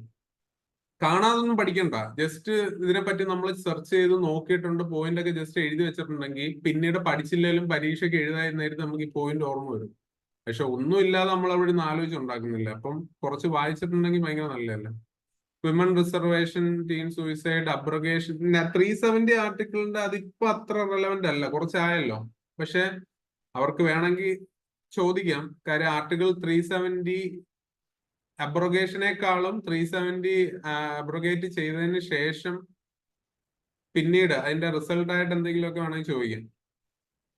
സിറ്റിസൺഷിപ്പ് അമെന്റ്മെന്റ് ആക്ട്, കാര്യം 370 അബ്രഗേറ്റ് ചെയ്തിട്ടും ആക്ച്വലി അത് ഭയങ്കര നല്ലൊരു മൂവായിട്ടാണ് കരുതപ്പെടുന്നത്. സിറ്റിസൺഷിപ്പ് അമെന്റ്മെന്റ്, കാര്യം അത് പല റീസൺസ് ഉണ്ട്. ടൂറിസം ഒക്കെ നന്നായിട്ട് അവിടെ ഇമ്പ്രൂവ് ആയിട്ടുണ്ട്. പിന്നെ അവിടെ കൂടുതലും പ്രൊട്ടക്ഷൻ ഒക്കെ കാശ്മീർ ഭാഗത്തൊക്കെ നന്നായിട്ടുണ്ട് ഇപ്പോൾ. പിന്നെ സിറ്റിസൺഷിപ്പ് അമെന്റ്മെന്റ് ആക്ട് അതെപ്പോഴും ഉണ്ട്. Climate change is gender neutral. Uniform civil code ഇനി റെലവെന്റ് ആയി വരുവാണ്. ഈ ഇപ്പോഴത്തെ നാഷണൽ സർക്കാർ അവര് യൂണിഫോം സിവിൽ കോഡ് ആക്കാനായിട്ടുള്ള പരിപാടികളുണ്ട്. അതുകൊണ്ട് തന്നെ uniform civil code and again electoral bonds, നല്ല പോയിന്റുകളാണല്ലോ പറയുന്നത്. ഇലക്ട്രൽ ബോൺസ് ഈ ഇടയ്ക്കായിട്ട് ഭയങ്കര വൈറലായിട്ട് നിൽക്കുന്ന സംഭവം. അപ്പൊ ഇലക്ട്രൽ ബോൺസ് ഒക്കെ നിങ്ങൾ പ്രിലിംസിനും നോക്കണം കേട്ടോ. അത് റിലേറ്റഡ് എന്തെങ്കിലും കോൺസ്റ്റിറ്റ്യൂഷണൽ സംഭവങ്ങളൊക്കെ ഉണ്ടെങ്കിൽ യൂണിഫോം സിവിൽ കോഡ്. എന്തായാലും യൂസ്ഫുൾ ആണ്. എങ്ങനെയായാലും ചോദിക്കാൻ സാധ്യതയുണ്ട്. Effects of ongoing economy, city പ്ലാനിങ്ങും നമ്മൾ ഈ ഇപ്പോഴത്തെ ഈ ഡിസാസ്റ്റേഴ്സ് വെച്ചിട്ട് ചോദിക്കാം. ഇപ്പൊ ഫോർ എക്സാമ്പിൾ ചെന്നൈ പോലുള്ള സിറ്റീസിൽ ഫ്ലഡ് വരുന്നത്, ഈവൻ ട്രിവാൻഡ്രം ആണെങ്കിലും എല്ലാം പല സ്ഥലങ്ങളിൽ വെള്ളം കയറുന്നുണ്ട് പല സിറ്റീസിലും. അപ്പൊ അത് പ്ലാനിങ്ങിന്റെ അടുത്ത് തന്നെ അത് ടാക്കിൾ ചെയ്യുവാണെങ്കിൽ കുറെ ഹെൽപ്ഫുൾ ആണ്. ഇലക്ട്രൽ ബോൺസിനെ പറ്റി നിങ്ങൾ എക്കണോമിക്സ് സാറിന്റെ അടുത്ത് ചോദിക്കുന്നതല്ലേ കുറച്ചുകൂടെ ബെറ്റർ, കുറച്ചുകൂടെ ഡീറ്റെയിൽ ആയിട്ട് പുള്ളി പറഞ്ഞു തരും. Cyber crimes and efficiency of law, landslides, rising unemployment, governance. അപ്പം ഈ ടോപ്പിക്കുകളെല്ലാം നിങ്ങൾ നോക്കുക. ലാൻഡ് സ്ലൈഡ്സ് ഇമ്പോർട്ടന്റ് ആണ്, സൈബർ ക്രൈംസും ഇമ്പോർട്ടന്റ് ആണ്, ഇപ്പൊ നല്ല ഇമ്പോർട്ടന്റ് ആണ്. ഓക്കെ, ബാക്കിയൊക്കെ ഗവേണൻസ് ഇതെല്ലാം എപ്പോഴും റെലവെന്റ് ആണ്. ഓക്കെ, അപ്പൊ നമുക്ക് ഇതൊക്കെയാണ് ഇമ്പോർട്ടന്റ് ആയിട്ടുള്ള ടോപ്പിക്സ്. നിങ്ങൾക്ക് എല്ലാവർക്കും കുറെ ടോപ്പിക്സ് കിട്ടിയെന്ന് ഞാൻ വിചാരിക്കുന്നു. ഹീറ്റ് സ്ട്രോക്ക് ഇമ്പോർട്ടന്റ് ആട്ടോ. കുറെ ആൾക്കാർ മരിക്കുന്നുണ്ട്, സൂര്യതാപം ഏറ്റിട്ട് പല സ്ഥലങ്ങളിൽ ആൾക്കാർ മരിക്കുന്നുണ്ട്. എസ്പെഷ്യലി കേരള പെർസ്പെക്റ്റീവിൽ തന്നെ കുറച്ച് പേര് ഈ വട്ടം മരിച്ചു. അതുകൊണ്ട് സൂര്യതാപത്തെ പറ്റി ചുമ്മാ കുറച്ചൊന്ന് നോക്കിയേക്കാം, അങ്ങനെയുള്ള സംഭവങ്ങളൊക്കെ. പിന്നെ മതി ഇത്രയും മതി, ഇപ്പൊ തന്നെ കുറെ ആയി. ഇതിൽ തന്നെ നിങ്ങൾ ഒരു 10 എണ്ണം എടുത്തിട്ട് പഠിക്കുക. ആൻഡ് നമുക്ക് ഈ കേരളാസ് ബ്രെയിൻ ഡ്രെയിനെ പറ്റി, ഈ മൈഗ്രേഷനെ പറ്റി അതിന്റെ ഒരു പെർസ്പെക്റ്റീവ് നോക്കാം എന്താണ്. അപ്പൊ ഇത് ഞാൻ ജസ്റ്റ് ഒരു റാൻഡം ഫാക്ട് ഇങ്ങനെ ഇട്ടതാണ്. As per the data provided by the central government, 30,948 individuals from Kerala pursued higher education abroad in 2019 as compared to 2016 when the figure stood at 18,000. അപ്പോൾ ഓൾമോസ്റ്റ് ഡബിൾ ചെയ്യുന്ന രീതിയിലാണ് ഇത് പൊക്കോണ്ടിരിക്കുന്നത്. ഇപ്പൊ 2019 വരെയുള്ള ഡാറ്റയാണ് സെൻട്രൽ ഗവൺമെന്റ് പുറത്തുവിട്ടത്. അതിനുശേഷം ഇങ്ങോട്ട് ഇതിനേക്കാളും ഡബിൾ ചെയ്യുന്ന ഡാറ്റാസ് ആയിരിക്കും നമ്മൾ ഞെട്ടുന്ന ഡാറ്റാസ് ആയിരിക്കും ഇനി വരുന്നത്. കാര്യം ഇത് സെൻട്രൽ ഗവൺമെന്റിന്റെ ഡാറ്റയാണ്, റീസെന്റ് വന്നതാണ് ഇത് 2019 വെച്ചിട്ട്. അപ്പം ഇപ്പം നമുക്ക് തന്നെ അറിയാവുന്ന എത്ര ആൾക്കാരാ പുറത്തോട്ട് പോകുന്നത്. അപ്പം അങ്ങനെ വരുമ്പോഴത്തേക്ക് ഇത് ഭയങ്കര അലാമിംഗ് റേറ്റിൽ വരുന്ന ഒരു സംഭവമാണ്. അപ്പൊ യു ക്യാൻ വേണമെങ്കിൽ ഇൻട്രൊഡ്യൂസ് അങ്ങനത്തെ ഒരു കോട്ട് കൊടുത്ത് തന്നെ തുടങ്ങാം. പിന്നെ student migration survey exposes potential social woes. ഇപ്പം ഏജിങ് പോപ്പുലേഷൻ ഒരു വലിയ പ്രശ്നമാണ്. കാര്യം നമ്മുടെ നാട്ടിലുള്ള യൂത്ത് എല്ലാം പുറത്തോട്ട് പോവാണ്. ആൻഡ് ഇവരൊന്നും കൂടുതലും വരാനുള്ള സാധ്യത കുറവാണ് തിരിച്ച്. കാര്യം പണ്ടത്തെ കാലത്തേക്കാളും ഡിഫറെന്റ് ആണ്. ഇപ്പൊ അത് ഞാൻ പറയാം അതിനെപ്പറ്റി. ഇപ്പോ ഷ്രിങ്കിങ് ബർത്ത് റേറ്റ്സ് കുറയുന്നുണ്ട്. കാര്യം ഇപ്പൊ പഴയ പോലെയല്ല, 1 or 2 അതിൽ കൂടുതലില്ല. പിന്നെ ഈ പറയുന്ന ഡീസ്കില്ലിംഗ് ഓഫ് സ്റ്റുഡൻസ് ഗോയിങ് അബ്രോഡ്, അങ്ങനെ കുറെ ആസ്പെക്റ്റുകൾ ഇതിൽ വരുന്നുണ്ട്. അപ്പം മെയിൻലി നമ്മൾ കേരളാസ് ബ്രെയിൻ ഡ്രെയിൻ എന്ന് പറയുമ്പോൾ നമ്മൾ അതിന്റെ ഒരു ഹിസ്റ്ററിയിലോട്ട് പോവുകയാണെങ്കിൽ കേരളയില് ഈ ജോബ് റിലേറ്റഡ് മൈഗ്രേഷൻ ഒക്കെ ഏറ്റവും കൂടുതൽ വന്നു തുടങ്ങിയത് ബൈ 1970s and 80s ആണ്. 1970s-ലും 80s-ലും ഒരുപാട് ആൾക്കാർ, ഇപ്പൊ ബാക്ക്ഗ്രൗണ്ട് പറഞ്ഞു വേണമെങ്കിൽ ഇൻട്രോ തുടങ്ങാനാണെങ്കിൽ ഇങ്ങനെ പറയാം. ഗൾഫ് ഏരിയയിലോട്ട് ജോലി ബേസ് ചെയ്ത ആൾക്കാർ പോയി. അപ്പം അത് നമുക്ക് കേരളത്തിന് ഭയങ്കര ബെനിഫിറ്റ്സേ ഉണ്ടായിട്ടുള്ളൂ അന്ന് മുതൽ ഇന്ന് വരെ. കാര്യം എന്തുകൊണ്ടാണ്, എങ്ങനെയാണ് കേരളത്തിന് അത് ബെനിഫിറ്റ് ആവുന്നത്? ഗൾഫ് മേഖലയിലോട്ട് ജോലി ആവശ്യത്തിനായിട്ട് മൈഗ്രേറ്റ് ചെയ്യുമ്പോൾ എക്കണോമി പോയിന്റ് ഓഫ് വ്യൂവിൽ എങ്ങനെയാണ് കേരളക്ക് അത് ബെനിഫിറ്റ് ചെയ്യുന്നത്? എന്താണ് മണി ഫ്ലോ? അതിന് പറയുന്ന വേർഡ് എന്താണ്? Income from abroad. That particular word, that term എന്താണ്? റെമിറ്റൻസ് അല്ലെ? എക്കണോമിയിലെ റെമിറ്റൻസ്, ഫോറിൻ റെമിറ്റൻസ്, അത് ഭയങ്കര ഇമ്പോർട്ടന്റ് ആണ്. അപ്പൊ ഈ ഫോറിൻ റെമിറ്റൻസസ് ഏറ്റവും കൂടുതൽ കിട്ടിയിരുന്ന സ്റ്റേറ്റ് വർഷങ്ങളായിട്ട് കേരളമായിരുന്നു. പക്ഷെ ബൈ 2019-2020 ആയപ്പോഴത്തേക്ക് കോവിഡിന് ശേഷം ഒരുപാട് ആൾക്കാർക്ക്, ഈ പറഞ്ഞ മിഡിൽ ഈസ്റ്റിലുള്ള ഒരുപാട് ആൾക്കാർക്ക് ജോലി പോയതിനു ശേഷം അത് കേരളത്തെ തോൽപ്പിച്ച് മഹാരാഷ്ട്ര കയറിയായിരുന്നു. മഹാരാഷ്ട്രയിലായിരുന്നു ഏറ്റവും കൂടുതൽ റെമിറ്റൻസ് വന്നത്. ഇപ്പോഴത്തെ കറക്റ്റ് ഡേറ്റ എനിക്ക് അറിയത്തില്ല. പക്ഷെ ബൈ 2019 ആയപ്പോഴത്തേക്ക് നമ്മളെ കേരളത്തെ സെക്കൻഡ് സ്ഥാനത്തോട്ട് തള്ളിയിട്ടിട്ട് ഇവർ കയറിയായിരുന്നു മഹാരാഷ്ട്ര റെമിറ്റൻസസിന്റെ കാര്യത്തിൽ. കേരളയുടെ ഏറ്റവും സ്ട്രോങ് ആയിട്ടുള്ള ഒരു ആസ്പെക്ട് ആണ് റെമിറ്റൻസസ്. അപ്പോ ഇതിന്റെ മെയിൻ സംഭവം എന്ന് പറഞ്ഞാൽ നമ്മൾ ഏറ്റവും കൂടുതൽ ഏത് രാജ്യത്തു നിന്നാണ് ഇന്ത്യയിൽ റെമിറ്റൻസ് വരുന്നതെന്ന് അറിയോ? ഇപ്പോഴത്തെ എനിക്ക് ലേറ്റസ്റ്റ് ആയിട്ട് എനിക്ക് കിട്ടിയ ഡേറ്റ വെച്ചിട്ടുള്ളതാണ് ഞാൻ പറയുന്നത്. ബൈ 2019-20 പക്ഷെ അതിന് ശേഷം വന്നിട്ടുണ്ടോ എന്ന് എനിക്ക് അറിയത്തില്ല. ഏറ്റവും കൂടുതൽ റെമിറ്റൻസ് വരുന്ന ഏത് രാജ്യത്തു നിന്നാണ് അറിയോ? ഇന്ത്യയില്. യു എസ് ആയിരുന്നു ഞാൻ കണ്ടപ്പോ ഉള്ളത്. കാര്യം UAE ആയിരുന്നു, പക്ഷെ UAE ബ്രേക്ക് ചെയ്ത് US ആയിരുന്നു. പിന്നെ മാറി UAE ആയോ എന്ന് എനിക്ക് അറിയത്തില്ല. അത് നിങ്ങളൊന്ന് ചെക്ക് ചെയ്തോ വേണമെങ്കിൽ. ഇത് നിങ്ങൾക്ക് വേണമെങ്കിൽ അല്ലാതെ വേറെ രീതിയിലായിരിക്കും ക്വസ്റ്റ്യൻ വരുന്നത്, ഇംഗ്ലീഷിലല്ലായിരിക്കും. ജസ്റ്റ് ഒരു അറിയാൻ വേണ്ടി പറഞ്ഞതേ ഉള്ളൂ. അപ്പൊ ദ തിങ് ഈസ് ദാറ്റ് ഒരു കാലത്ത് migration was more predominantly to Middle East and especially for job related matters. But now the trajectory of migration has shifted to Europe and North American region. അപ്പോ അങ്ങനെയുള്ള കൺട്രീസിലോട്ട് മാറിയപ്പോൾ ഇവിടുത്തെ problem with that migration is that they are going in search of better living standards.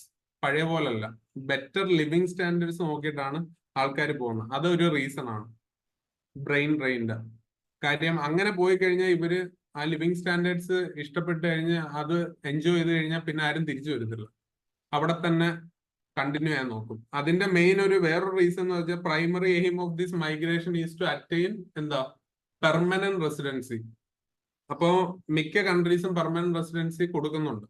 അപ്പൊ അതുകൊണ്ടുകൂടെ ആണ് കഴിഞ്ഞ ഒരു 5-10 വർഷം നോക്കി കഴിഞ്ഞു കഴിഞ്ഞാൽ ഒരുപാട് ആൾക്കാർ ഇവിടുന്ന് പോകുന്നുണ്ട്. അപ്പോ in search of better living conditions, അത് ബ്രെയിൻ ഡ്രെയിൻ്റെ ഒരു മെയിൻ പോയിന്റ് ആണ്. അവിടെ തന്നെ പെർമനന്റ് റെസിഡൻസി എന്നുള്ളൊരു മൈൻഡ് സെറ്റോടെ പോകുന്ന അത് ഇമ്പോർട്ടന്റ് പോയിന്റ് ആണ്. എഗെയിൻ വളരെ ഇമ്പോർട്ടന്റ് ആയിട്ടുള്ള വേറൊരു പോയിന്റ് എന്താണെന്ന് വെച്ചാൽ social security benefits offered by other countries. അതും ഒരു ഇമ്പോർട്ടന്റ് പോയിന്റ് ആണ്. Why does increasing brain drain. Kerala brain drain വരുന്നതിന്റെ കാര്യം സോഷ്യൽ സെക്യൂരിറ്റി ബെനിഫിറ്റ്സ് ഭയങ്കര ബെറ്റർ ആണ് പല രാജ്യങ്ങളിലും പുറത്തുള്ള. സോഷ്യൽ സെക്യൂരിറ്റി ബെനിഫിറ്റ്സ് എന്ന് പറയുമ്പോൾ നിങ്ങൾക്ക് അറിയാലോ, ലിവിങ് സ്റ്റാൻഡേർഡ്സ് കൂടുതലാണ്. അവിടുത്തെ ഹെൽത്ത് ഇതാണെങ്കിലും നമ്മുടെ ഇവിടെ ഹ്യൂമൻ ഡെവലപ്മെന്റ് ഇൻഡെക്സിലും ഹെൽത്തിലും എല്ലാം നമ്മൾ ടോപ്പ് ആണെങ്കിൽ പോലും നമുക്കിപ്പോ ഇവിടുത്തെ ഒരു സാഹചര്യത്തിൽ നമ്മൾ പഠിച്ച ഒരു പർട്ടിക്കുലർ ടോപ്പിക്, ഇപ്പം ഒരു എഞ്ചിനീയർ 4 വർഷം പഠിക്കുന്നു. ആ എഞ്ചിനീയറിന്റെ അടുത്ത് ചോദിച്ചു കഴിഞ്ഞാൽ പുള്ളി പറഞ്ഞു കഴിഞ്ഞാൽ എന്താണ്, ദേ ആർ നോട്ട് എക്യുപ്ഡ്, എന്താ മാർക്കറ്റിന് റെലവെന്റ് ആയിട്ടുള്ള കാര്യങ്ങളല്ല ഞങ്ങൾ പഠിക്കുന്നത്. അല്ലെങ്കിൽ ഞാനിപ്പോ ഇത് പഠിച്ച് ഇറങ്ങി കഴിഞ്ഞു കഴിഞ്ഞാൽ എനിക്ക് ജോബ് കിട്ടുന്നില്ല, അല്ലെങ്കിൽ കിട്ടുന്ന ജോബിന് ലോ പേയിങ് ജോബ് ആയിരിക്കും കിട്ടുന്നത്. അപ്പൊ ഈ ഒരു പെർസ്പെക്റ്റീവ്, ഇതൊക്കെയാണ് നമ്മുടെ സ്ട്രക്ചറൽ ആൻഡ് ഇൻസ്റ്റിറ്റ്യൂഷണൽ ഇഷ്യൂസ്. ഇത് നമുക്ക് വേണമെങ്കിൽ കൊടുക്കാം അല്ലാതെ. അപ്പോൾ ഈ മെയിൻ 3 പോയിന്റ് എന്ന് പറഞ്ഞാൽ better living standards, social security benefits offered by other countries, permanent residency, ഇതൊക്കെയാണ് ഇത്. ഇനി reasons for this are structural as well as institutional. അപ്പം നമ്മുടെ ഇൻസ്റ്റിറ്റ്യൂഷണൽ സെറ്റപ്പിലുള്ള പ്രശ്നങ്ങളുണ്ട്, സ്ട്രക്ചറൽ ഇഷ്യൂസ് ഉണ്ടെന്നാണ് പറയുന്നത് കേരളത്തിന്. അപ്പൊ മെയിൻ സംഭവം എന്ന് പറഞ്ഞാൽ higher education sector is not well equipped with changing times. അതാണ് ഒന്നാമത്തെ റീസൺ. രണ്ടാമത്തെ, ഇപ്പൊ ഞാൻ പറഞ്ഞില്ല, എഞ്ചിനീയറിംഗിന്റെ ഇത് 4 വർഷം കഴിഞ്ഞ് ഇറങ്ങുമ്പോൾ റെലവെന്റ് ടു മാർക്കറ്റ് റിക്വയർമെന്റ്സിന് റെലവെന്റ് ആയിട്ടല്ല നിൽക്കുന്നത്. അതുകൊണ്ട് തന്നെ it indicates A skill gap in the higher education system. ഒരു സ്കിൽ ഗ്യാപ്പ് വരുന്നുണ്ട്. ആ വേർഡൊക്കെ നമുക്ക് യൂസ് ചെയ്യാം. ഒരു skill gap in the higher education system. there is an evidence skill gap. Okay. പിന്നൊരു പോയിന്റ് എന്ന് പറഞ്ഞാൽ over politicisation in higher education system. ഇപ്പം പല സ്ഥലങ്ങളിലും സർട്ടിഫിക്കറ്റ്സ് കിട്ടാനുള്ള ഡിലേ, അത് നമുക്ക് പൊളിറ്റിസൈസേഷൻ ആയിട്ട് പറയാം. Over politicisation in higher education system. അപ്പൊ it creates an atmosphere of uncertainty in the minds of the students. കാര്യം അവർ പഠിച്ച് എഴുതി കഴിഞ്ഞ് നമുക്ക് പഠിച്ച് കിട്ടുന്ന ജോലിയിൽ അവർക്ക് സാറ്റിസ്ഫൈ ആവാൻ പറ്റുമോ എന്നുള്ളത്. പിന്നെ number of jobs offered in Kerala and the salary they are getting and the percentage of unemployment rate in Kerala ഇപ്പോഴും നമ്മൾ കണ്ടു 30 to 40% ഒക്കെയാണ് അറൌണ്ട് നിൽക്കുന്നത്. ഇന്ത്യയിൽ തന്നെ ഏറ്റവും കൂടുതൽ പെർസെൻറ്റേജ് നിൽക്കുന്ന അൺഎംപ്ലോയ്മെന്റ് റേറ്റ് കേരളത്തിലാണ്. അപ്പൊ ആ പോയിന്റ് ഒക്കെ നിങ്ങൾക്ക് ആൻസറിൽ എഴുതാം. ഓക്കെ, ഈ കേരള ബ്രെയിൻ ഡ്രെയിനിന്റെ പറയുമ്പോഴോ അല്ലെങ്കിൽ ഇതിപ്പോ നമ്മൾ കേരള ബ്രെയിൻ ഡ്രെയിൻ ആണ് ഡിസ്കസ് ചെയ്യുന്നതെങ്കിലും ഇത് റിലേറ്റഡ് ആയിട്ടുള്ള എന്ത് വന്നാലും ഈ പോയിന്റുകളൊക്കെ ആഡ് ചെയ്യാം. Corruption free environment compared to home country. നമ്മുടെ ഇവിടുത്തെ കറപ്ഷൻ ഇസ് എ ഇഷ്യൂ. അത് നല്ലൊരു പോയിന്റ് ആണ്. കറപ്ഷൻ എന്ന് പറയുന്ന അത് ഇപ്പോഴത്തെ യൂത്തിന് കറപ്ഷന്റെ കറപ്റ്റഡ് എൻവയോൺമെന്റിൽ ജോലി ചെയ്യാൻ താല്പര്യമില്ല. അതുകൊണ്ട് തന്നെ അല്ലെങ്കിൽ again unemployment, as I said before, unemployment is an issue. 40% of ആൾക്കാർക്കും ജോലി ഇല്ല എന്ന് പറഞ്ഞുള്ള അവസ്ഥ ആലോചിച്ച് നോക്കി. Less recognition of skilled professionals in home country. Again, that's a point. Skilled labour ആണ് നമ്മൾ ഫ്യൂച്ചർ എന്നുള്ള, അല്ലെങ്കിൽ സ്കിൽഡ് ലേബറിന് അത്ര ഇമ്പോർട്ടൻസ് കൊടുക്കണം എന്ന് അറിയാം നമുക്ക്. ബട്ട് സ്റ്റിൽ സ്കിൽഡ് ലേബറിന് ആ ഒരു റെക്കഗ്നിഷൻ ഇവിടെ കിട്ടുന്നില്ല. പക്ഷെ ഈ സ്കില്ല് കൊണ്ട് അവർ വേറെ പല സ്ഥലത്തും പോയി കഴിഞ്ഞാൽ അവർക്ക് അതുപോലെ റെക്കഗ്നിഷൻ കിട്ടുന്നുണ്ട്. അത് മാത്രമല്ല, സ്വന്തം നാട്ടില് അവരുടെ നേറ്റീവ് സ്കില്ലൊക്കെ വെച്ചിട്ട് അവരെ നിർത്തേണ്ടത് ആ രാജ്യത്തിന്റെ അല്ലെങ്കിൽ ആ സ്ഥലത്തിന്റെ ഉത്തരവാദിത്വമാണ്. അപ്പൊ അതൊക്കെ ഇപ്പം പല സ്കീമുകൾ, നാഷണൽ സ്കീംസും കാര്യങ്ങളൊക്കെ വരുന്നുണ്ട്. നമുക്ക് കൺക്ലൂഷനിൽ പറയാം, കുറെ നാഷണൽ സ്കീംസ് അല്ലെങ്കിൽ സ്കിൽ ഡെവലപ്മെന്റ് ഇതും സ്കിൽ ഇന്ത്യ എന്നൊക്കെ പറഞ്ഞിട്ട് കുറെ സാധനങ്ങൾ വരുന്നുണ്ടല്ലോ. അപ്പൊ അതൊക്കെ കൊണ്ടുവന്നിട്ട് നമുക്ക് ഫ്യൂച്ചറിസ്റ്റിക് ആയിട്ട് എൻഡ് ചെയ്യാം. നാഷണൽ എഡ്യൂക്കേഷൻ പോളിസിയിൽ ഇങ്ങനെ ഈ പറയുന്ന പോലെ റോട്ട് ലേണിംഗ് എല്ലാം കളഞ്ഞിട്ട് ഭയങ്കര ടെക് ഡ്രിവൺ ആയിട്ടുള്ള ഫ്യൂച്ചറിസ്റ്റിക് ആയിട്ടുള്ള സംഭവങ്ങൾ വരുന്നുണ്ട്. ഇതൊക്കെ പറഞ്ഞ് നമുക്ക് ഈ ക്വസ്റ്റ്യൻ എൻഡ് ചെയ്യാം. ഞാൻ പറയുവാണ്. അപ്പൊ ഇതിന്റെ ഇഷ്യൂസ് ഇതാണ്: ഫ്രീക്വന്റ് ഹർത്താൽസ്, ഫ്രീക്വന്റ് സ്ട്രൈക്സ്. അപ്പൊ ഇതെല്ലാം വരുമ്പോ എന്താണ്? Low growth of industries. ഇപ്പൊ ഒരു ഇൻഡസ്ട്രീസോ അല്ലെങ്കിൽ മാനുഫാക്ചറിങ് യൂണിറ്റ്സ് ഒക്കെ നമ്മുടെ നാട്ടിൽ തുടങ്ങി കഴിഞ്ഞാൽ അതിന് ലൈസൻസ് കിട്ടാനും വേറെ ഇഷ്യൂസ് ഒക്കെ കുറെ ഉണ്ട് എന്നുള്ളൊരു തോന്നൽ. അപ്പൊ നമ്മൾ ആസ്പയർ ചെയ്യുന്ന ഒരു ജോബ് നമ്മുടെ നാട്ടിൽ കിട്ടാൻ ഉള്ള ബുദ്ധിമുട്ട് അത് തന്നെയാണ്. 4 ഇയർ ഗ്രാജുവേഷൻ സ്ട്രാറ്റജി, ഇതെല്ലാം NEP ഉള്ളതാട്ടോ. വൈഷ്ണവി ഇപ്പൊ ഈ പറഞ്ഞ 4 ഇയർ ഗ്രാജുവേഷൻ സ്ട്രാറ്റജി ഇപ്പൊ തന്നെ കോളേജസിലൊക്കെ വരുന്നുണ്ട്. ഇപ്പൊ നമ്മുടെ ഇവിടെ കൊല്ലത്ത് ഫാത്തിമ മാതാ നാഷണൽ കോളേജിലൊക്കെ 4 ഇയർ ഗ്രാജുവേഷൻ കോഴ്സ് വരുന്നുണ്ടെന്ന് ഞാനിപ്പോ കേട്ടു. അപ്പോ അതുപോലെ പല നിങ്ങൾക്ക് അറിയാവുന്ന നല്ല പല കോളേജുകളിലും അങ്ങനെയൊക്കെ വരുന്നുണ്ട്. അപ്പൊ അതൊക്കെ റൈറ്റ് ഡയറക്ഷനിൽ നല്ല രീതിയിൽ വർക്കൗട്ട് ആയി കഴിഞ്ഞു കഴിഞ്ഞാൽ നല്ലതാണ്. കാര്യം അതിൻ്റെ അകത്ത് ഒരുപാട് നല്ല രീതിയിലുണ്ട്. അതെ അതെ, ഞാൻ കൊല്ലമാണ്. പല ആസ്പെക്ട്സ് ഉണ്ട്. കാര്യം ഒരു സബ്ജക്റ്റ് മാത്രമല്ല പലപ്പോഴും പഠിക്കുന്നത്. ഈ ഗ്രാജുവേഷൻ സ്ട്രാറ്റജിയിലൊക്കെ മൾട്ടിപ്പിൾ സബ്ജക്ട്സ് ഉണ്ട്. പല കാര്യങ്ങളും നമ്മൾ പഠിക്കുന്നുണ്ട്. ഓക്കെ, സോ പിന്നെ വേറൊരു ഇമ്പോർട്ടൻ്റ് ആയിട്ടുള്ള ഒരു കാര്യമുണ്ട്. വേറൊരു പോയിന്റ്, റോൾ ഓഫ് റിലീജിയൻ. നമ്മുടെ നാട്ടിലെ ജനറൽ ഒരു സെറ്റപ്പില്, ഓർത്തഡോക്സ് ഒരു സെറ്റപ്പില് റിലീജിയന് ഭയങ്കര ഇൻഫ്ലുവൻസ് ആണ്. അപ്പൊ കൈൻഡ് ഓഫ് പേരന്റൽ കൺട്രോൾ കൂടുതലാണ്, അല്ലെങ്കിൽ മോറൽ പോലീസിങ് കൂടുതലാണ്. ആൻഡ് കറണ്ട് ഇപ്പോഴത്തെ യൂത്തിന് ഇതൊന്നും അക്സെപ്റ്റ് ചെയ്യാൻ പറ്റത്തില്ല. ഇപ്പോഴത്തെ നല്ല അവരുടെ ഫ്രീഡത്തിനെ എൻജോയ് ചെയ്യാനായിരിക്കും അവർക്ക് കൂടുതൽ താല്പര്യം. അതുകൊണ്ട് തന്നെ ദേവിൽ ഒരു പേഴ്സണൽ ഫ്രീഡം എന്നുള്ള ഒരു മൈൻഡ് സെറ്റിലും ഇവർ ഇവിടുന്നെല്ലാം രക്ഷപ്പെടാറുണ്ട് പിള്ളേര്. ഇപ്പൊ ഇവിടുത്തെ റിലീജിയന്റെ അതിനെങ്ങനെ പറയുന്നു, ഞാൻ ഒരുപാടൊന്നും പറയുന്നില്ല. വിശ്വാസികളും അവിശ്വാസികളും എല്ലാം കാണും ഇവിടെ. അപ്പൊ അതും അഫക്ട് ചെയ്യുന്നുണ്ട് എന്നുള്ള കാര്യമാണ്. പേരന്റൽ കൺട്രോൾ അത് ഓർത്താൽ മതിയല്ലോ. റിസർവേഷൻ ജോബ് ഓപ്പർച്യൂണിറ്റി പറയാൻ പറ്റുമോ സാർ? റിസർവേഷൻ നമ്മൾ ഇതിൻ്റെ അകത്ത് റിസർവേഷൻ ഇപ്പൊ നമുക്ക് ഇൻഡിവിജ്വലി പല ആൾക്കാർക്കും റിസർവേഷൻ കൊണ്ട് പല ബുദ്ധിമുട്ടുകൾ ഉണ്ടായിരിക്കുന്നു. കാര്യം റിസർവേഷൻ കിട്ടാത്ത ആൾക്കാർക്ക് അല്ലെങ്കിൽ റിസർവേഷൻ ഉള്ളവർക്കും അങ്ങനത്തെ പല ബുദ്ധിമുട്ടുകളും അഡ്വാൻറ്റേജസ് എല്ലാം കാണും. അത് നമ്മൾ ഇവിടെ കൊണ്ടുവന്നു കഴിഞ്ഞാൽ റിസർവേഷനെ നമ്മൾ നെഗറ്റീവായിട്ടാണ് കാണുന്നതെന്ന് അനാവശ്യമായിട്ട് നമ്മളൊരു ക്ലൂ ഇട്ട് കൊടുക്കുവാണ് ഈ വേറൊരു ആൻസറിന്റെ അകത്ത്. അപ്പൊ ഇതിന്റെ അകത്ത് റിസർവേഷൻ ഒന്നും എടുക്കാത്തതാണ് നല്ലത്, അതിനെപ്പറ്റി എഴുതാത്തതാണ് നല്ലത്. റിസർവേഷൻ ജോബ് ഓപ്പർച്യൂണിറ്റി പറയാൻ അത് മാക്സിമം ഇതിന്റെ അകത്ത് ഇൻക്ലൂഡ് ചെയ്യണ്ട. പക്ഷെ റിസർവേഷൻ എന്ന് പറഞ്ഞാൽ ഒരു ക്വസ്റ്റ്യൻ ചോദിക്കുകയാണെങ്കിൽ അപ്പം അതിനെപ്പറ്റി നോക്കിയാൽ മതി. അപ്പം റോൾ ഓഫ് റിലീജിയനും പേരന്റൽ കൺട്രോളും ഒക്കെ കുറയ്ക്കാൻ പറ്റും. പേഴ്സണൽ ഫ്രീഡം എന്ന് പറയുന്ന ഒരു ആസ്പെക്ട് ഉണ്ടല്ലോ പുറത്തുപോയി പഠിക്കുമ്പോഴൊക്കെ. അഗെയിൻ അപ്പൊ ഇതൊക്കെയാണ് മെയിൻ പ്രശ്നങ്ങൾ. അപ്പോ ഇതൊക്കെ കൊണ്ടാണ് കേരളാസ് ബ്രെയിൻ ഡ്രെയിൻ അല്ലെങ്കിൽ ബ്രെയിൻ ഡ്രെയിൻ എന്ന് പറയുന്ന സംഭവത്തിന്റെ മെയിൻ റീസൺ. അപ്പോൾ മെയിൻ ചലഞ്ച് എന്താന്ന് പറഞ്ഞാൽ ഈ റോഡ് ലേണിംഗ് ആണ് മെയിൻ ചലഞ്ച്. ഇപ്പോഴത്തെ ഈ പഴയ രീതി ഉണ്ടല്ലോ, കാണാപ്പാടം പഠിത്ത രീതി, road learning and again skill development വളരെ കുറവാണ്. ഇതൊക്കെയാണ് പ്രശ്നങ്ങൾ. അക്കോർഡിംഗ് ടു ഈ ഒരു പോയിന്റ് ഭയങ്കര ഇമ്പോർട്ടന്റ്. ഇത് നിങ്ങൾക്ക് എവിടെയെങ്കിലും ഒക്കെ യൂസ് ചെയ്യാൻ പറ്റുമെന്ന് ഞാൻ വിചാരിക്കുന്നു. ഒരു ഓക്സ്ഫോർഡ് മാർട്ടിൻ സ്കൂൾ ഒരു സ്റ്റഡി നടത്തിയിട്ടുണ്ടായിരുന്നു. ആ സ്റ്റഡിയിൽ പറയപ്പെടുന്നതെന്ന് വെച്ചാൽ ഇപ്പോ ഉള്ള 30% ജോലിയും 2030 ആവുമ്പോൾ കാണത്തില്ല എന്നാണ് പറയുന്നത്. എന്ന് പറഞ്ഞാൽ ഇപ്പൊ 2020-2024 ഇപ്പൊ നമ്മൾ ആൾക്കാർ ചെയ്തുകൊണ്ടിരിക്കുന്ന 30% ജോലി 2030 ആവുമ്പോൾ എക്സ്റ്റിങ്ക്ട് ആവും എന്നാണ് പറയുന്നത്. Which means that we have to നമ്മളും കാലത്തിനനുസരിച്ച് മാറണം. പല ജോലികളും താമസിയാതെ മാറിക്കൊണ്ടിരിക്കുക. യു നോ ദാറ്റ് ഇപ്പൊ AI വന്നു കഴിഞ്ഞപ്പോൾ തന്നെ കുറെ ജോബുകൾ നഷ്ടപ്പെട്ടു ആൾക്കാർക്ക്. ആൻഡ് വേറെയും പല റീസൺസും കൊണ്ട് ജോബുകൾ നഷ്ടപ്പെട്ടു. അപ്പൊ AI ഉള്ളപ്പോൾ പല മനുഷ്യരുടെ ആവശ്യമില്ലാത്ത കുറെ സാഹചര്യങ്ങളുണ്ട്.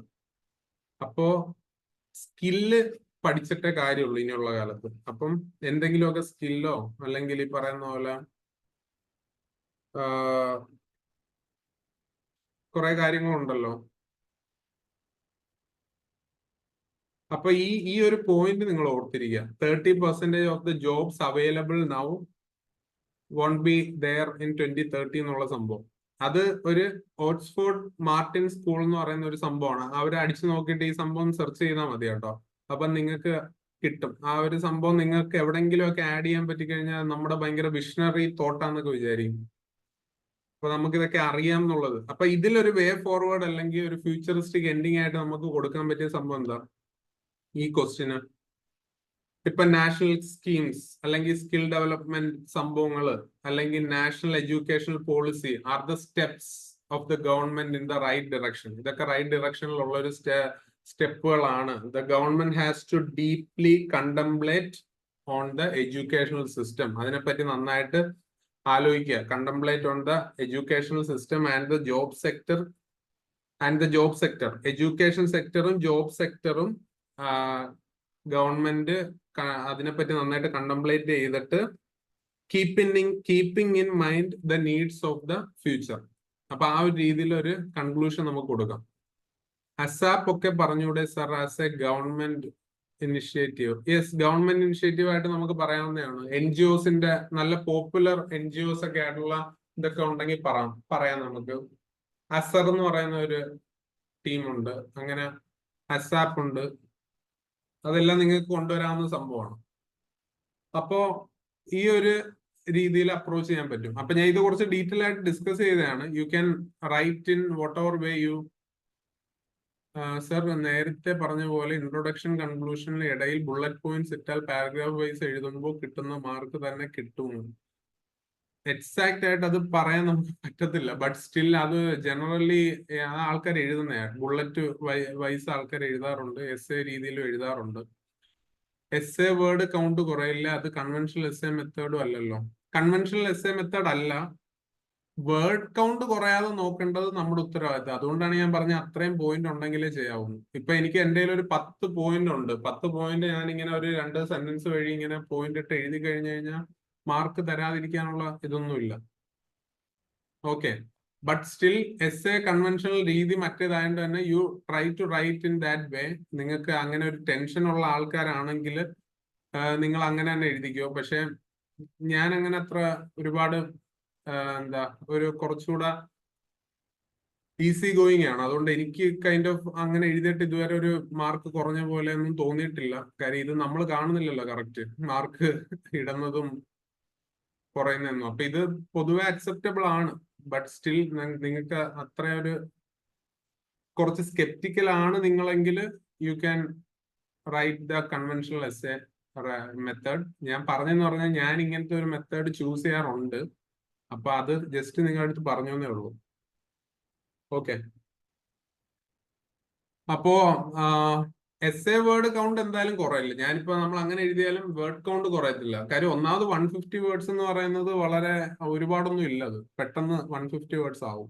അത് നിങ്ങൾ എഴുതുമ്പോൾ നിങ്ങൾക്ക് മനസ്സിലാവും. നിങ്ങൾ ഒരു ക്വസ്റ്റ്യൻ ആൻസർ എഴുതിയിട്ട് ആ 150 വേർഡ്സ് എണ്ണി നോക്കുക. പിന്നെ ഓരോരുത്തർ എഴുതുന്ന രീതി ഉണ്ട്, അതനുസരിച്ചിരിക്കും. സോ നമുക്ക് അടുത്ത ക്വസ്റ്റ്യൻ നോക്കാം. Disaster resilient Kerala in the context of excessive rains in Kerala. അപ്പം ഈ ഒരു ക്വസ്റ്റ്യന് ഞാൻ ഉദ്ദേശിച്ചേക്കുന്ന ഏതെങ്കിലും ഒരു പർട്ടിക്കുലർ ആസ്പെക്ട് എടുത്തിട്ട് അതിനേക്കാളും നമ്മൾ എന്തൊക്കെ ലേണിങ്സ് ആണ് നമുക്ക് കിട്ടിയെന്നുള്ള രീതിയിലാണ്. ഡിസാസ്റ്റർ റെസിലിയന്റ് കേരള ഇപ്പൊ നമ്മൾ ഇങ്ങനെ ഒരു 2018 ഫ്ലഡ്സ് കഴിഞ്ഞപ്പം ലെസൺസ് ലേൺഡ് എന്നുള്ള ഒരു ആസ്പെക്റ്റിലാണ് ഞാൻ ഇതിനെപ്പറ്റി ഡിസ്കസ് ചെയ്യാൻ ഉദ്ദേശിക്കുന്നത്. കാര്യം റെയിൻ പണ്ടോട്ടേ ഉള്ള ടോപ്പിക്കാണ്, ഡിസാസ്റ്റർ മാനേജ്മെന്റും പണ്ടോട്ടേ ഉള്ള ടോപ്പിക്കാണ്. പക്ഷെ നമ്മള് അങ്ങനത്തെ ഒരു സംഭവത്തിൽ നിന്ന് എന്ത് പഠിച്ചു എന്നുള്ളത് അറിഞ്ഞാലേ നമുക്ക് ഇനിയുള്ളതിനെ പെട്ടെന്ന് ടാക്കിൾ ചെയ്യാൻ പറ്റും. അപ്പൊ ഇതാണ് എനിക്ക് തോന്നുന്നു കുറച്ചുകൂടെ ബെറ്റർ ആയിട്ട് മനസ്സിലാക്കാൻ പറ്റിയ ഒരു സംഭവം. അപ്പൊ കേരള വിറ്റ്നസ് നമുക്ക് ഇതിനെ ഇത് ക്വസ്റ്റ്യൻ ആയിട്ട് എടുക്കണ്ട. അപ്പൊ നമുക്ക് ജസ്റ്റ് ഒരു പറയാം, ഡിസ്കസ് ചെയ്യാം ഇതിനെപ്പറ്റി. Kerala witnessed one of its worst floods in the history in 2018. നമ്മുടെ തന്നെ ഏറ്റവും ഹിസ്റ്ററിയിലെ ഏറ്റവും വേഴ്സ്റ്റ് ഫ്ലഡ്സ് ആയിട്ടാണ് അറിയപ്പെടുന്നത്. അപ്പൊ ആ രീതിയിൽ പറഞ്ഞ് അത് പറയാം. And again lessons learned. അപ്പൊ നമുക്ക് ഫസ്റ്റ് ലെസൺ എന്താന്ന് പറഞ്ഞാൽ you should be prepared for possible mega disaster any time. എപ്പോ വേണമെങ്കിലും വരാം. Disasters come without notice. അത് എപ്പോ വേണമെങ്കിലും വരാം. അപ്പൊ നമ്മൾ you should be prepared. You should be എന്ന് പറഞ്ഞു കഴിഞ്ഞാൽ multiple stakeholders should be prepared. ഒരു സിനർജി വേണം എല്ലാവരും തമ്മിൽ. കാര്യം സ്റ്റേക്ക് ഹോൾഡേഴ്സ് എന്ന് വെച്ചാൽ എന്താ, ഇതുമായിട്ട് അസോസിയേറ്റ് ചെയ്തിരിക്കുന്ന എല്ലാവരും വരും. ഇപ്പൊ ഗവൺമെന്റ് വരും, ആൾക്കാര് ഇതിനെ അഫക്ട് ചെയ്യപ്പെടുന്ന ആൾക്കാർ വരും. ഇതിന്റെ എല്ലാ ആസ്പെക്റ്റിലും ഉള്ള ആൾക്കാരാണ് സ്റ്റേക്ക് ഹോൾഡേഴ്സ് എന്ന് പറയുന്നത്. അപ്പൊ ഇവര് തമ്മിൽ ഒരു സിനർജി വേണം എന്ന് പറഞ്ഞാൽ ഒരു ഒത്തൊരുമ. ആ ഒരു സംഭവം ഒരു കൺസേർട്ടഡ് ആയിട്ടുള്ള ഒരു എഫേർട്ട് വേണം ഒരു കാര്യത്തിന്, ഒരു എയിമിന് വേണ്ടി. അപ്പം U should be prepared before hand. പറ്റാവുന്ന രീതിയിൽ, പോസിബിളി ചെയ്യാവുന്ന രീതിയിൽ. അപ്പം നമ്മൾ അത്ര പ്രിപ്പയർഡ് അല്ലെങ്കിൽ എന്താ പ്രശ്നം എന്ന് പറഞ്ഞാൽ human casualties, suffering, damage of the property, ഇതെല്ലാം കൂടും. അത് ഫസ്റ്റ് പോയിന്റ്. അപ്പോ ഇതിൽ നിന്ന് പഠിച്ച ഏറ്റവും വലിയ ലെസൺ എന്താന്ന് പറഞ്ഞാൽ ഒരു മെഗാ ഡിസാസ്റ്റർ എപ്പോഴും നമ്മൾ പ്രിപ്പയർഡ് ആയിരിക്കണം. വരുവാണെങ്കിൽ പെട്ടെന്ന് ടാക്കിൾ ചെയ്യാനുള്ള പറ്റാവുന്ന രീതിയിലുള്ള സിറ്റുവേഷൻസ് ഒക്കെ നമ്മൾ ഓൾറെഡി വെൽ എക്യുപ്ഡ് ആയിരിക്കണം. Okay. And second thing is that learn ways to manage water. ഇപ്പൊ ഈ വാട്ടർ റിലേറ്റഡ് എക്സസീവ് റെയിൻസ് പറഞ്ഞുകൊണ്ട് ഇപ്പോ മഴയുള്ള സമയത്ത് എക്സസീവ് വാട്ടറും മഴയില്ലാത്ത സമയത്ത് വാട്ടർ സ്കാർസിറ്റി നമ്മൾ മാനേജ് ചെയ്യേണ്ടി വരും. ബട്ട് സ്റ്റിൽ ഇപ്പോഴത്തെ ഒരു സിറ്റുവേഷനിൽ നമ്മൾ ഇത് നോക്കിയാൽ മതി. അപ്പൊ ഈ ക്ലൈമറ്റ് ചേഞ്ച്, ഗ്രോയിങ് അർബനൈസേഷൻ, ഈ സംഭവങ്ങളെല്ലാം കൊണ്ട് തന്നെ വാട്ടർ മാനേജ്മെന്റ് ഇപ്പം ഭയങ്കര ഇമ്പോർട്ടന്റ് ആണ്. അഗെയിൻ ഇപ്പൊ വാട്ടർ മാനേജ്മെന്റ് എന്ന് പറയുമ്പോൾ നമുക്കറിയാം, ഫ്ലഡ്സുമായിട്ട് നമ്മൾ ആലോചിച്ച് കഴിഞ്ഞാൽ ഡാം മാനേജ്മെന്റ് ഇമ്പോർട്ടന്റ് ആണ്. ഡാമിന്റെ ഹെൽത്ത് ഇമ്പോർട്ടന്റ് ആണ്. ഡാം മാനേജ്മെന്റ് അകത്ത് വരുന്ന കാര്യങ്ങളാണ്. ഡാം എത്രത്തോളം ഹെൽത്തി ആണ് എന്നുള്ളത്. ഡാം അത് റിലേറ്റഡ് ഇപ്പം കുറെ മുല്ലപ്പെരിയാർ ഡാമിനെ പറ്റി എപ്പോഴും മഴയാകുമ്പോഴത്തെ ഡിസ്കഷൻ വരാറുണ്ട്. ആൻഡ് അഗെയിൻ ഫോർമുലേറ്റ് പാർട്ടിസിപ്പേഷൻ, ഈ പ്രസിപ്പിറ്റേഷൻ ഇനണ്ടേഷൻ മാപ്സ് എന്ന് പറയുന്ന ഒരു സംഭവമൊക്കെ ഉണ്ട്. ഇതൊക്കെ കുറച്ച് ടെക്നിക്കൽ വേർഡ്സ്. ഇതൊക്കെ വേണമെങ്കിൽ നിങ്ങൾ ഓർത്തിരുന്നാൽ നമുക്ക് എവിടെയെങ്കിലുമൊക്കെ എഴുതാം. Not necessary. Precipitation inundation maps എന്ന് പറഞ്ഞാൽ ഒരുപാട് മഴ കൂടുതൽ കിട്ടുന്ന സ്ഥലങ്ങളുടെ എല്ലാം മാപ്പൊക്കെ നമുക്ക് പെട്ടെന്ന് ക്രിയേറ്റ് ചെയ്യാൻ പറ്റി കഴിഞ്ഞാൽ അതിനൊക്കെ ഒരുപാട് നിങ്ങളെ അതൊക്കെ ഒരുപാട് ഹെൽപ്പ് ചെയ്യും. അതുപോലെ formulating land management laws formulate ചെയ്യുക മാത്രമല്ല അത് എൻഫോഴ്സ് ചെയ്യുകയും ചെയ്യണം. കാര്യം പല സ്ഥലങ്ങളിലും ലാൻഡ് മാനേജ്മെന്റിന്റെ പ്രശ്നങ്ങൾ കൊണ്ടും പ്ലാനിങ്ങിന്റെ പ്രശ്നങ്ങൾ കൊണ്ടുമാണ് പല സ്ഥലങ്ങളും വെള്ളപ്പൊക്കവും ഒക്കെ മണ്ണിടിച്ചിലും ലാൻഡ് സ്ലൈഡ്സ് എല്ലാം ഉണ്ടാകുന്നു. അപ്പം ഇതിന്റെയൊക്കെ റൂട്ട് സംഭവമായിട്ട് അല്ലെങ്കിൽ ഒരു പോയിന്റ് ആയിട്ട് എഴുതുമ്പോൾ നമുക്ക് ലാൻഡ് മാനേജ്മെന്റ് ലോസ് എന്നുള്ള ഒരു രീതിയിൽ പറയാം. എന്നിട്ട് അതിന്റെ അകത്ത് നമുക്ക് പറയാം ഈ ലാൻഡ് സ്ലൈഡ്സിന്റെ കാര്യമാണെങ്കിലും ഇങ്ങനെയുള്ള പോയിന്റ് ഒക്കെ. പിന്നെ ബെറ്റർ ടെക്നോളജി, നമ്മൾ use of better technology obviously.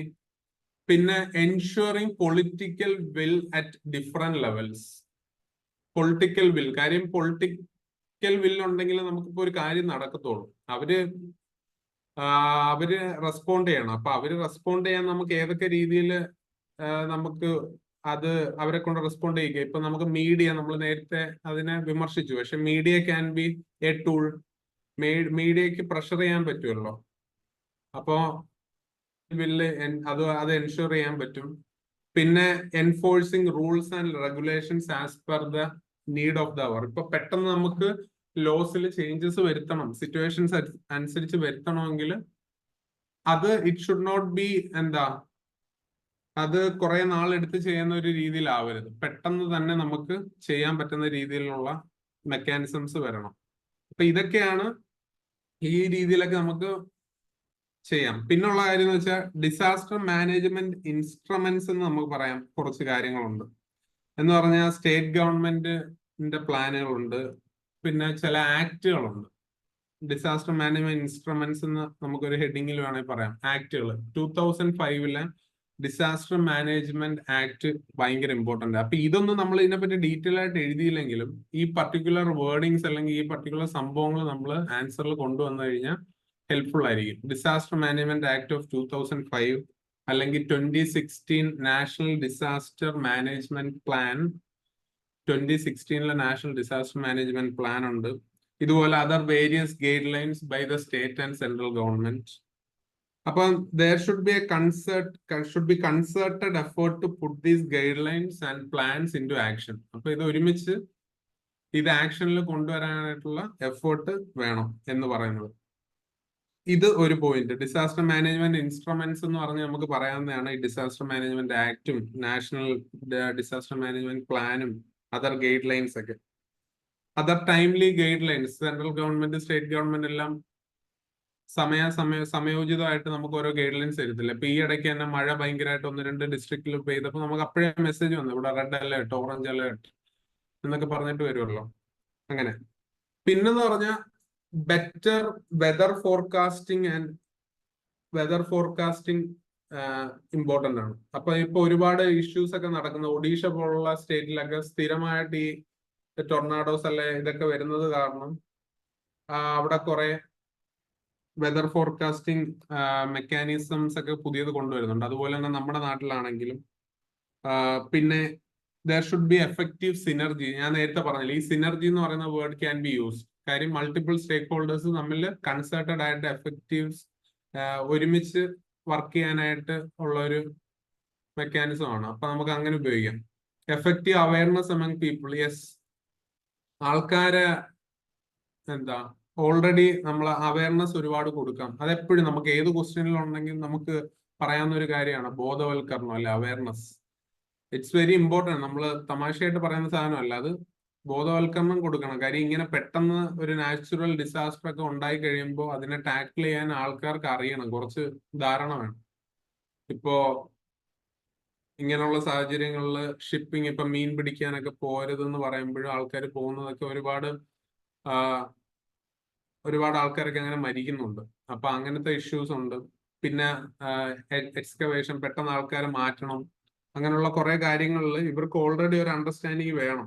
അല്ലാതെ ഞങ്ങൾ ഇവിടെ നിൽക്കത്തേ ഉള്ളൂ, സുനാമി ഒന്നും വരത്തില്ല എന്ന് പറഞ്ഞാൽ, ഇപ്പൊ വന്നിട്ട് 20 വർഷമായി സുനാമി വന്നിട്ട്. ഇപ്പൊ അടുത്ത സുനാമിയൊക്കെ വേണമെങ്കിൽ എപ്പോ വേണമെങ്കിലും വരാം. അപ്പൊ അതുകൊണ്ട് ഇതിനെപ്പറ്റി നല്ല ഒരു വെതർ ഫോർകാസ്റ്റിംഗ് സിസ്റ്റം വേണം. അപ്പൊ ഈ വെതർ ഫോർകാസ്റ്റിംഗ് സിസ്റ്റം എന്ന് പറയുമ്പോൾ എന്താ, ഇന്ത്യൻ മെറ്റീരിയോളജിക്കൽ ഡിപ്പാർട്ട്മെന്റ്, ഇൻകോയ്സ് എന്ന് പറയുന്നുണ്ട്, അല്ലെങ്കിൽ വാട്ടർ കമ്മീഷൻ, അല്ലെങ്കിൽ ഇതിന്റെ ഡിപ്പാർട്ട്മെന്റ്, വാട്ടർ ഡിപ്പാർട്ട്മെന്റ് ഇവരെല്ലാം ഒരുമിച്ച്, ജൽ മിഷൻ, ഇതെല്ലാം തമ്മിൽ കൺസേർട്ടഡ് ആയിട്ടുള്ള എഫേർട്ട് വേണം. ഡിസ്ട്രിക്ട് മജിസ്ട്രേറ്റ്, കളക്ടർ, ആൾക്കാര്, ഇതെല്ലാം സ്റ്റേക്ക് ഹോൾഡേഴ്സ് ആണ് ഇതിന്റെ. അഗെയിൻ ഇനി അടുത്തത് ഇൻകോയ്സ് നിങ്ങൾ കേട്ടിട്ടുണ്ടോ? Indian national centre for ocean information services, INCOIS. അതൊക്കെ നിങ്ങൾക്ക് ആഡ് ചെയ്യാവുന്നതാണ്. ഡയഗ്രാംസ് യൂസ് ചെയ്ത് എസ്സേയുടെ അകത്ത് ഡയഗ്രാംസ് യൂസ് ചെയ്യാനുള്ള സമയമൊക്കെ കിട്ടുവാണെങ്കിൽ ചെയ്താൽ മതി. എന്ന് വെച്ചാൽ നമുക്കത് പാടാണ് അതിന്റെ ഇടയ്ക്ക് ടൈം കിട്ടാൻ. വേണമെങ്കിൽ നിങ്ങൾക്ക് വല്ല മറ്റേ ഡയഗ്രാം എന്ന് പറഞ്ഞിട്ട് മാപ്പൊക്കെ വരച്ച് അങ്ങ് പോകേണ്ട വേണമെങ്കിൽ ഇത് റിലേറ്റഡ് ആയിട്ട് നമുക്കിത് ആഡ് ചെയ്യുന്നതുകൊണ്ട് കുഴപ്പമൊന്നുമില്ല. പക്ഷെ സമയത്തിന്റെ ഒരു പ്രശ്നമാണ് മെയിൻ ആയിട്ട്. ഇപ്പൊ ജിയോഗ്രഫി റിലേറ്റഡ് ഒരു സംഭവമാണ് വരുന്നതെങ്കിൽ ഇന്ത്യയുടെ ഒരു മാപ്പൊക്കെ സൈഡിൽ വരച്ചിട്ട് അതിന്റെ അകത്ത് ഇത്രയും എക്സ്ട്രീംലി റെയിൻ പ്രോൺ ആയിട്ടുള്ള സ്ഥലത്തിനൊക്കെ മാർക്ക് ചെയ്യുകയൊക്കെ ചെയ്യുകയാണെങ്കിൽ നമുക്ക് എളുപ്പമാണ്. മേഘാലയ, നോർത്ത് ഈസ്റ്റ് ചെയ്യാം, കേരളം ചെയ്യാം, എന്നിട്ട് അങ്ങനെയൊക്കെ ചെയ്യാം. റാൻഡം റഫായിട്ട് ചെയ്യാം. പക്ഷെ ചെയ്യുന്നത് ശരിയായിരിക്കണം. പിന്നെ റിസ്ക് ആണ് ആ സംഭവം. സമയത്തിന്റെ ഒരു പ്രശ്നം മെയിൻ ആയിട്ടുണ്ട്. ചെയ്യുന്നോണ്ട് കുഴപ്പമില്ല. റീസെന്റ് ആയിട്ട് പക്ഷെ നമ്മുടെ ഈ ഹൈക്കോർട്ട് അസിസ്റ്റന്റ് എക്സാമിന് it's better not to go അങ്ങനെ ആ രീതിയിലുള്ള സംഭവങ്ങളൊന്നും യൂസ് ചെയ്യാതെ തന്നെയാണ് ബെറ്റർ എന്ന് തോന്നുന്നു. കാര്യം അവര് ഡയറക്റ്റ് ആയിട്ട് ക്വസ്റ്റ്യൻ ചോദിക്കുന്നത്, നമ്മൾ ആൻസർ എഴുതുക, അത്ര ഉദ്ദേശിക്കുന്നുള്ളവർ. അവർ കൂടുതൽ ആഡംബരം ഒന്നും വിചാരിക്കുന്നില്ല. പക്ഷെ UPSC എക്സാമിനൊക്കെ ആണെങ്കിൽ ആൻസർ റൈറ്റിംഗിൽ ഇത് നിർബന്ധമാണ്. ഡയഗ്രാംസും ഫ്ലോ ചാർട്ടുകൾ ഇതെല്ലാം ഭയങ്കര ഇമ്പോർട്ടന്റ് ആണ്. മാർക്ക് ഓരോ അരമാർക്ക് അവിടെ എല്ലാം വീഴും. അഗൈൻ റീസെന്റ് ആയിട്ട് മോക്ക് ഡ്രിൽസ് ഒക്കെ നടത്തിയിരുന്നില്ല സാർ, അതൊക്കെ മെൻഷൻ ചെയ്യാമോ? മോക്ക് ഡ്രിൽസ് ഏത് തരത്തിലുള്ള മോക്ക് ഡ്രിൽസ് ആണ്? ഈ എക്സസൈസസ് ആണോ, കൺട്രീസ് തമ്മിലുള്ള അതാണോ? അങ്ങനത്തെയൊക്കെ നമ്മൾ ചെയ്യുന്നതെന്ന് പറഞ്ഞു കഴിഞ്ഞാൽ കാണും, നിങ്ങളിപ്പം വായിച്ചിട്ടുണ്ടാവുമല്ലോ, നമ്മുടെ ഇന്ത്യൻ ഓഷനിലും ഒക്കെ വെച്ചിട്ട് കുറെ മോക്ക് ഡ്രിൽസ്, എക്സസൈസസ് ഒക്കെ നടത്തുവരും. കാര്യം ഇങ്ങനെ വെതർ ഫോർകാസ്റ്റിംഗിന്റെ വെതർ റിലേറ്റഡ് ഇഷ്യൂസ് ഒക്കെ വരുമ്പോൾ അതിനെ ടാക്കിൾ ചെയ്യാൻ വേണ്ടി. എനിവേ ഇപ്പൊ തന്നെ കാലവർഷം ഇന്നോ നാളെയൊക്കെ വരും എന്നൊക്കെ പറഞ്ഞിട്ട് ഇവിടെയൊക്കെ ഭയങ്കര മഴയായിരുന്നു. അപ്പൊ ഇനി തൊട്ട് അങ്ങോട്ട് എപ്പോ വേണമെങ്കിലും വരാം. അപ്പം പുറത്തോട്ടൊക്കെ ഇറങ്ങുന്നത് സൂക്ഷിക്കണം, പല പ്രശ്നങ്ങളാണ്. Again plan for critical infrastructure, ഇത് ഇമ്പോർട്ടന്റ് ആട്ടോ. ക്രിട്ടിക്കൽ ഇൻഫ്രാസ്ട്രക്ചർ എന്ന് വെച്ചാൽ എന്താ? Critical infrastructure any idea? കാര്യം എയർപോർട്ട്, റെയിൽവേ സ്റ്റേഷൻ, ഇതൊക്കെ ക്രിട്ടിക്കൽ ഇൻഫ്രാസ്ട്രക്ചറിൽ വരുന്നതാണ്. എന്താ കാര്യം എന്ന് പറയാം, അത് പറയാൻ കാര്യം, ഇപ്പൊ ഫ്ലഡ്സ് പോലുള്ള സംഭവങ്ങൾ വരുവാണ്, പല സ്ഥലങ്ങളിലുള്ള എയർപോർട്ട് ആദ്യമേ അടയ്ക്കേണ്ടി വരും. കാര്യം ഇതിന്റെ എക്സാമ്പിൾ പറയുകയാണെങ്കിൽ നമ്മൾ കഴിഞ്ഞ ഫ്ലഡ്സിന്റെ സമയത്ത് ചെന്നൈ, കൊച്ചി, വിശാഖപട്ടണം ഇവിടെയൊക്കെ ഉള്ള എയർപോർട്ട് അടയ്ക്കേണ്ടി വന്നു. അപ്പം എന്ന് പറഞ്ഞാൽ അത്രയും വെള്ളം കയറിയിട്ടായിരിക്കും അടയ്ക്കേണ്ടി വരുന്നത്, അല്ലെങ്കിൽ വേറെ പല റീസൺസ് കാണും. അപ്പോ അങ്ങനെയുള്ള ഇഷ്യൂസ് ഉണ്ടാവാതിരിക്കണമെങ്കിൽ നമ്മൾ പ്ലാനിങ്ങിന്റെ സ്ഥലത്ത് തന്നെ അത് ടാക്കിൾ ചെയ്യണം. ഇപ്പൊ ഹയർ ലാൻഡും ഹയർ ഏരിയയിലൊക്കെ ആണെങ്കിൽ അങ്ങനത്തെ ഒരു ഇഷ്യൂ വരത്തില്ലല്ലോ. പല ടൈപ്പ് ഇതുണ്ടല്ലോ. ആ സമയത്ത് ടേബിൾ ടോപ്പ് റൺവേ എന്നൊക്കെ പറഞ്ഞിട്ട് കുറെ സംഭവങ്ങളൊക്കെ ഉണ്ടായിരുന്നു. പക്ഷെ അതിപ്പോ ആക്റ്റീവ് അല്ല, അതുകൊണ്ട് അത്ര ആവശ്യമില്ല നിങ്ങൾക്ക്. ഇന്ത്യയിലാകെ വളരെ കുറച്ച് സ്ഥലങ്ങളിലെ അങ്ങനത്തെ എയർപോർട്ട് ഉള്ളൂ, അങ്ങനെയൊക്കെ പറഞ്ഞിട്ട് അത് വേണ്ട. അഗെയിൻ, അപ്പോൾ ഈ ക്രിട്ടിക്കൽ ഇൻഫ്രാസ്ട്രക്ചർ ഇമ്പോർട്ടന്റ് ആണ്. In the sense that airport, railway station എല്ലാം നിങ്ങൾ അങ്ങനെയുള്ള സംഭവങ്ങളെല്ലാം ഇമ്പോർട്ടന്റ് ആണ്. ചെന്നൈ എയർപോർട്ടിലൊക്കെ ഇങ്ങനെ വെള്ളം കയറിയിട്ട് അത് ക്ലോസ് ചെയ്യേണ്ടി വന്നു. അപ്പൊ അങ്ങനത്തെ ഒരു ഇഷ്യൂ വന്നു കഴിഞ്ഞാൽ ഫ്ലഡ് പോലുള്ള സംഭവങ്ങളൊക്കെ വരുന്ന സമയത്ത് ആൾക്കാരെ എക്സ്കവേറ്റ് ചെയ്യാനും മാറ്റാനും ഒക്കെ വലിയ പാടായിരിക്കും.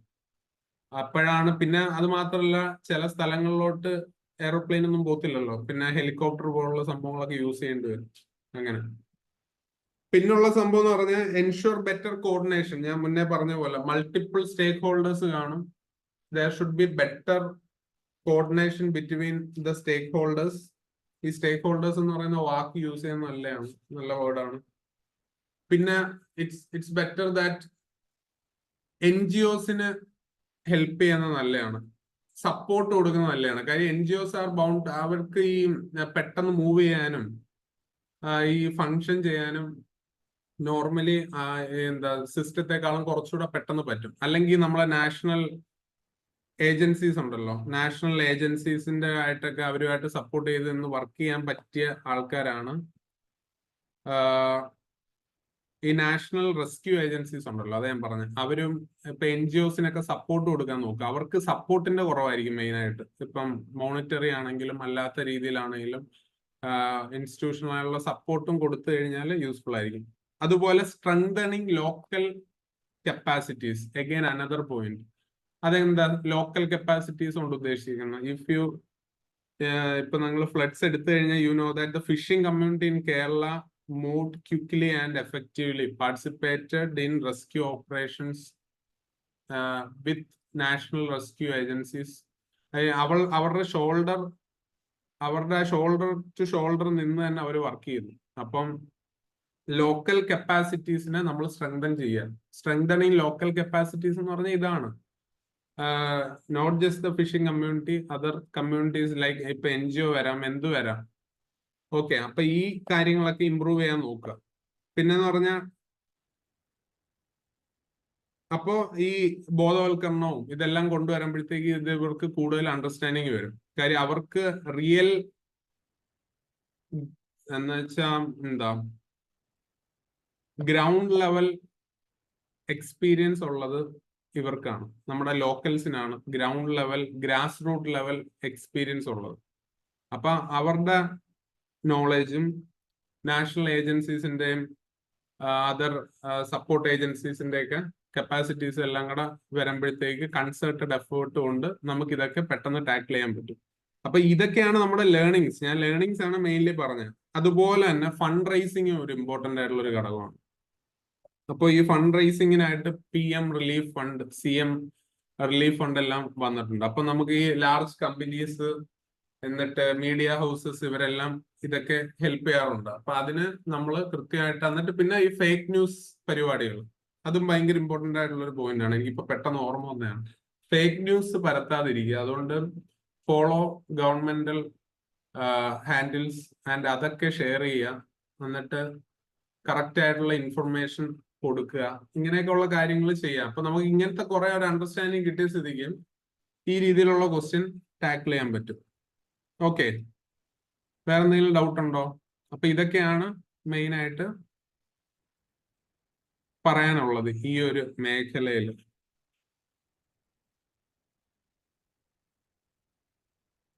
വേറെ എന്തെങ്കിലും നിങ്ങൾക്ക് ഡൗട്ട് ഉണ്ടോ? ബാക്കി ക്വസ്റ്റ്യൻസ് നമുക്ക് നിങ്ങൾ സ്വന്തമായിട്ട് വർക്ക്ഔട്ട് ചെയ്ത് നോക്കുക. പെൻഡൻസി ഓഫ് കേസസും ടെക്നോളജി എങ്ങനെ ഇംപ്രൂവ് ചെയ്യും, പിന്നെ നിങ്ങൾ artificial intelligence, Chandrayaan, genome project, electoral reforms and again നമ്മൾ നേരത്തെ പറഞ്ഞ കുറെ ടോപ്പിക്കുകൾ ഉണ്ടല്ലോ. ഫിനാൻഷ്യൽ ക്രൈസിസ്, വാർ ഒരു സൊല്യൂഷൻ ആണോ, വിമൻ റിസർവേഷൻ, സൂയിസൈഡ് അത്ര ആക്റ്റീവ് അല്ല, conflict between man and wild electoral bonds, ഇതൊക്കെ നിങ്ങൾക്ക് നോക്കാവുന്നതാണ്.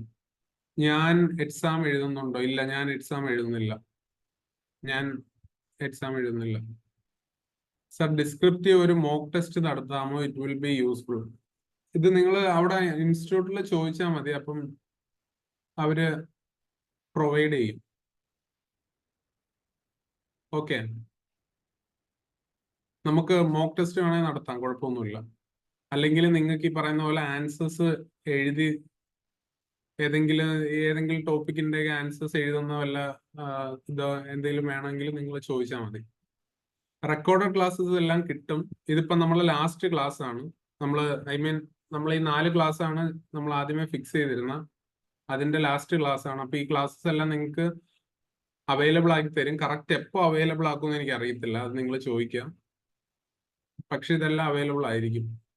എനിക്ക് തോന്നി അടുത്ത 3rd ഫേസ് കൂടെ ഉണ്ടായോണ്ടാന്ന് തോന്നുന്നു. ചിലപ്പോൾ അത് കഴിയുമ്പോഴത്തേക്ക് അപ്പ് ചെയ്യായിരിക്കും, അല്ലെങ്കിൽ അതിന് മുന്നേ കുറച്ച് ആൻസേഴ്സ് കറക്റ്റ് ചെയ്ത് തന്നാൽ യൂസ്ഫുൾ ആയിരിക്കും.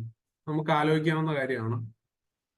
2 ക്ലാസ് മിസ്സായി, അത് കുഴപ്പമില്ല. മിസ്സായ ക്ലാസ് കണ്ടാൽ മതി. ഒരു വട്ടം ക്ലാസ് കാണാനുള്ളേ ഉള്ളൂ, ബാക്കി നിങ്ങളെ ഹാർഡ് വർക്കാണ്. എസ് എ ബോഡി ഒന്നുകൂടി പറയാമോ?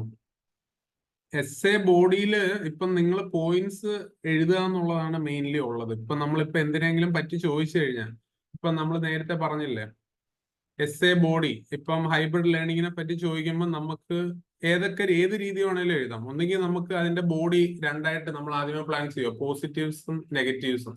ഞാനാണെങ്കിൽ പെട്ടെന്ന് എഴുതി നമുക്ക് അത് തീർക്കാൻ പറ്റിയ രീതി അതാ. ഇൻട്രൊഡക്ഷൻ കൊടുക്കുക, പോസിറ്റീവ്സ് നെഗറ്റീവ്സ്, കൺക്ലൂഷൻ കൊടുത്ത് അങ്ങ് പോവുക. അല്ലെങ്കിൽ ഇൻട്രൊഡക്ഷൻ കൊടുക്കുക, ഇമ്പാക്ട്സ് കൊടുക്കുക, ഇമ്പാക്ട്സ് കൊടുക്കുക, അല്ലെങ്കിൽ ഫ്യൂച്ചർ അതിന് എന്തെങ്കിലും ഉണ്ടെങ്കിൽ അങ്ങനെ കൊടുക്കുക. ആ രീതിയിൽ കൊടുക്കുക. അപ്പൊ അതിനകത്ത് നമുക്ക് 7 to 8 പോയിന്റ്സ് വേണം. അതാണ് മെയിൻ ആയിട്ടുള്ള കാര്യം. അപ്പൊ അതിലിനി കൂടുതൽ ഓർഡർ ഒന്നും നോക്കണ്ട, വലിയ ഫ്ലോ ഒക്കെ നിങ്ങൾ വന്നോളൂ, അതിന്റെ അകത്ത് കുഴപ്പമില്ല. പക്ഷെ ഇൻട്രോ നിർബന്ധമാണ്. 3 പാര വേണോന്ന് ചോദിച്ചു കഴിഞ്ഞാൽ 3 പാര രീതിയിൽ എഴുതുന്നത് നല്ലതാണ്. ഫസ്റ്റ് ഇൻട്രോ, ലാസ്റ്റ് കൺക്ലൂഷൻ, നടുക്ക് ബൾക്കി ബിഗ് വലിയ പാര. നിങ്ങൾക്ക് അങ്ങനെ ചെയ്യാം.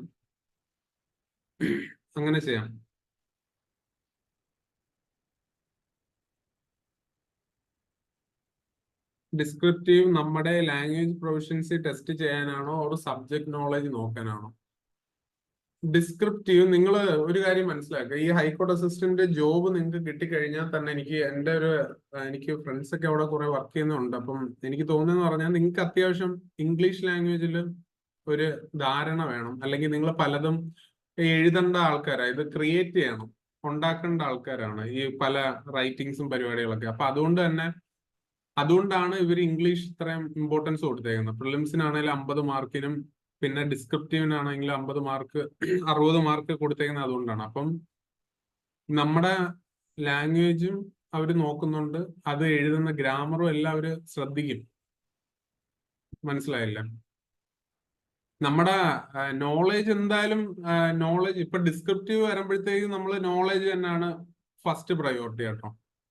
ഡിസ്ക്രിപ്റ്റീവ് വരുമ്പോൾ നോളേജ് ആണ് ഫസ്റ്റ് പ്രയോറിറ്റി. കാര്യം മറ്റേ ഫസ്റ്റ് പേപ്പറിലാണ് നമ്മുടെ ലാംഗ്വേജ് പ്രൊഫഷൻസിനെ ടെസ്റ്റ് ചെയ്യുന്നത്. കാര്യം 50 മാർക്കിന്റെ GK അല്ല ഇംഗ്ലീഷ് നിങ്ങളെ ടെസ്റ്റ് ചെയ്യുന്നുണ്ടല്ലോ അവിടെ, ഗ്രാമറും ബാക്കിയൊക്കെ. അപ്പം വലിയ മിസ്റ്റേക്സ് ഒന്നും ഡിസ്ക്രിപ്റ്റീവിൽ ഇല്ലെങ്കിൽ കുഴപ്പമില്ല, നോളേജ് തന്നെ നോക്കിയാൽ മതി. നിങ്ങൾ അതിലൊന്നും ഒരുപാട് ഇതാക്കണ്ട. നമ്മൾ ഒരുപാട് ശ്രദ്ധ കൊടുക്കുമ്പോഴാണ് പ്രശ്നം വരുന്നത്. നമ്മൾ ഒരു സിമ്പിൾ ഇൻട്രൊഡക്ഷൻ കൊടുക്കുക, സിമ്പിൾ ആയിട്ട് പോയിന്റുകൾ എഴുതുക. എന്തെങ്കിലും പറയുന്ന സാധനം ക്ലാരിറ്റി വേണം. നമ്മളൊരു ഹെഡിങ് ഇങ്ങനെ കൊടുത്തിട്ട് അത് ക്ലാരിറ്റി ഇല്ലാതെ എഴുതരുത്. ക്ലാരിറ്റിയോടെ ഒരു സംഭവം എഴുതുക, 1-2 സെന്റൻസ് എങ്കിലും കൊടുത്തോ, കുഴപ്പമില്ല. ഈ ഡിസ്ക്രിപ്റ്റീവ് നമ്മുടെ ഹെഡിങ് എന്ന് പറഞ്ഞാൽ എന്താ കൊടുത്തേക്കുന്ന ആതിര? ഹെഡിങ് വേണമെങ്കിൽ കൊടുക്കാതിരിക്കുക എസ്സേയിൽ. ഇപ്പൊ ഹെഡിങ് ഓൾറെഡി ഈ എസ്സേയിലെല്ലാം ഹെഡിങ് ഉണ്ട്. അതാണ്ട് ഈ എഫക്ട് ഓഫ് ഇത് അല്ലെങ്കിൽ ട്രയൽ ബൈ മീഡിയ എന്നൊക്കെ പറയുന്നത് നമ്മൾ അത് ഒന്നെങ്കിൽ അത് ക്വസ്റ്റ്യനിൽ തന്നെ കാണും, എനിക്ക് കറക്റ്റ് ഓർമ്മയില്ല, ക്വസ്റ്റ്യനിൽ കാണും. അല്ലെങ്കിൽ നമ്മൾ അതൊന്ന് ഹെഡിങ് എഴുതുന്നതാണ് നല്ലത്. ഓക്കെ, അത് എഴുതിയില്ലെങ്കിലും പ്രശ്നമില്ല, എസ്സേയിൽ അങ്ങനെ നിർബന്ധം പറയുന്നില്ല. ബട്ട് സ്റ്റിൽ നമ്മുടെ ഒരു സന്തോഷത്തിന് വേണ്ടി വേണമെങ്കിൽ എഴുതിക്കും, കുഴപ്പമില്ല. ഇതില് മറ്റേ പ്രൈസിയുടെ കണക്ക് നിർബന്ധം എന്ന് പറഞ്ഞാൽ എവിടെയും പറയുന്നില്ല, അതാണ് ഇത്രേ ഉള്ളൂ. ഓക്കെ, വേറെ എന്തെങ്കിലും ഡൗട്ട് ഉണ്ടോ? നമ്മുടെ ലാസ്റ്റ് ക്ലാസ് ആണ്. ഇഫ് എന്തെങ്കിലും ഡൗട്ട് റിലേറ്റഡ്, ഡിസ്ക്രിപ്റ്റീവ് ആയിട്ട് റിലേറ്റഡ് എന്തെങ്കിലും ഡൗട്ട് ഉണ്ടെങ്കിൽ, ഇപ്പൊ നമ്മൾ ഈ പറഞ്ഞ 3 ഈ ക്ലാസ്സിൽ ഇല്ലാത്ത ആരെങ്കിലും ഉണ്ടെങ്കിൽ മറ്റേ കഴിഞ്ഞ പ്രൈസി റിലേറ്റഡോ കോംപ്രഹെൻഷൻ റിലേറ്റഡോ ഡൗട്ട് ഒക്കെ ഉണ്ടെങ്കിൽ അത് ക്ലാസ് വരുമ്പോൾ കണ്ടാൽ മതി. എന്തെങ്കിലും ചെറിയ ഡൗട്ട് എന്തെങ്കിലും ഉണ്ടെങ്കിൽ നിങ്ങൾക്ക് ഇപ്പൊ ചോദിക്കാം. ക്ലാസ്സിൽ ഡീറ്റെയിൽ ആയിട്ട് നമ്മൾ ഡിസ്കസ് ചെയ്യുന്നുണ്ട്. നമുക്ക് ഈ 3 കാര്യങ്ങൾ വേണമെങ്കിൽ അരമണിക്കൂർ കൊണ്ട് പറഞ്ഞിട്ട് പോകാം. മനസ്സിലായില്ലേ? കോംപ്രഹെൻഷൻ ഇങ്ങനെ എഴുതാം, എസ് ഇങ്ങനെ എഴുതാം, അല്ലെങ്കിൽ എന്തുവായിരുന്നു പ്രൈസി, ഇതൊക്കെയാണ് പോയിന്റ്, ഇങ്ങനെയൊക്കെ ചെയ്താൽ മതി എന്ന് കാണിച്ചിട്ട് കാര്യമില്ല. കുറച്ചുകൂടെ ഡൗട്ട് ഉണ്ടെങ്കിൽ ചോദിക്കാൻ സാറിന്റെ കോണ്ടാക്ട് ഷെയർ ചെയ്യാമോ? അത് കോണ്ടാക്ട് ഷെയർ ഞാനേ അത് സാറിന്റെ അടുത്തൊന്ന് ചോദിക്കട്ടെ, എന്നിട്ട് തരാം. നമ്മളിങ്ങനെ എനിക്കറിയത്തില്ല ഇങ്ങനെ ഷെയർ ചെയ്യാമോ എന്ന്. അതുകൊണ്ട് ഞാനൊന്ന് ജസ്റ്റ് ചോദിച്ചാൽ മതി. നിങ്ങൾ അനുദീപ് സാറിന്റെ അടുത്ത് ചോദിച്ചാൽ മതി, അല്ലെങ്കിൽ നിങ്ങളുടെ ഇവിടെ ചോദിച്ചാൽ മതി, അവര് തരും എന്റെ നമ്പർ. പബ്ലിക്കായിട്ട് ഇങ്ങനെ ഇങ്ങനെ കൊടുക്കാവോന്ന് എനിക്ക് അറിയത്തില്ല. അങ്ങനെ ചോദിച്ചാൽ മതി. ടെലിഗ്രാമിൽ നിങ്ങൾ മെസ്സേജ് ഇട്ടാൽ മതി, അപ്പൊ അവര് തരും നമ്പർ. ഓക്കെ, ഡൗട്ട് എന്തെങ്കിലും കാര്യങ്ങളൊക്കെ ഉണ്ടെങ്കിൽ ചോദിച്ചാൽ മതി. ഇനിയിപ്പോ ഇതിന്റെ ഡേറ്റ് ഒന്നും വന്നിട്ടില്ലല്ലോ എക്സാമിന്റെ. അപ്പൊ അത് പക്ഷെ പെട്ടെന്ന് ഒരു ഡേറ്റ് വരും, അപ്പൊ എക്സാം വരും. അതുകൊണ്ട് നിങ്ങൾ ഇത് ഇങ്ങനെ ഇടയ്ക്കൂടെ നോക്കണം. അടുത്ത ഇനി എക്സാം തേർഡ് ഫേസ് ഉള്ളവർ പോലാണേലും തേർഡ് ഫേസ് കഴിഞ്ഞിട്ടൊക്കെ പിന്നെ പഠിക്കാമെന്ന് വിചാരിക്കും. തേർഡ് ഫേസ് പഠിക്കുന്നതിന്റെ കൂടെ തന്നെ കുറച്ചൊക്കെ നോക്കുക.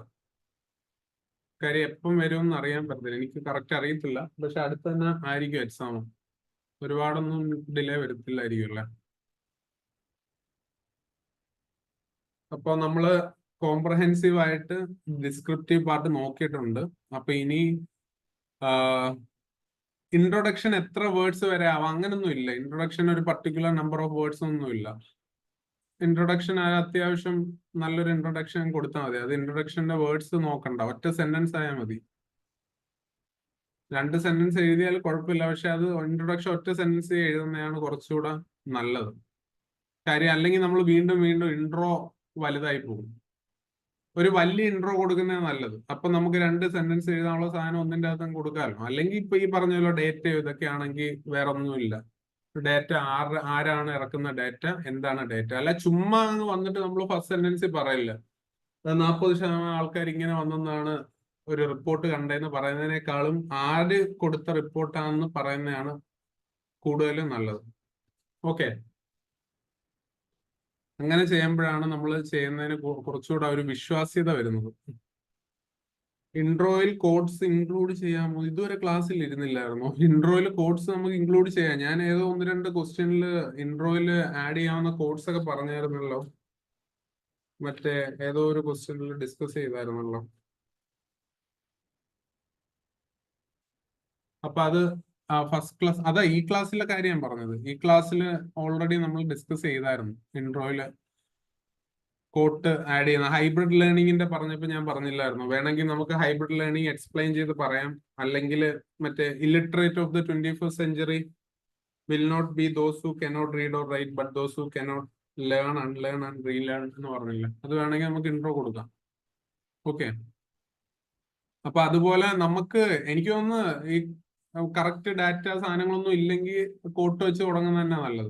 അല്ലെങ്കിൽ ബാക്ക്ഗ്രൗണ്ട് പറഞ്ഞു തുടങ്ങിയാലും മതി. നമ്മൾ ആദ്യത്തെ ക്വസ്റ്റ്യൻ ഡിസ്കസ് ചെയ്ത പോലെ CJI ട്രയൽ ബൈ മീഡിയ ഒരു എന്താ അജണ്ട ഡ്രിവൺ ആണെന്ന് ഒരു ന്യൂസ് വന്നു എന്ന് പറഞ്ഞ് തുടങ്ങും. പക്ഷെ അതിനേക്കാളും കുറച്ചുകൂടെ നല്ല കോട്ടാണെങ്കിൽ അത് ഭയങ്കര എഫക്റ്റീവ് ആണ്. ചില ആൾക്കാർ കാണുമ്പോൾ ഇതുമായിട്ട് നല്ല കോട്ട് എഴുതുമ്പോൾ എപ്പോഴും റെലവെന്റ് ആയിരിക്കണം. ക്വസ്റ്റ്യനുമായിട്ട് നല്ല കണക്ഷൻ വേണം, അല്ല ഒരു ബന്ധമില്ലാത്ത എഴുതരുത്.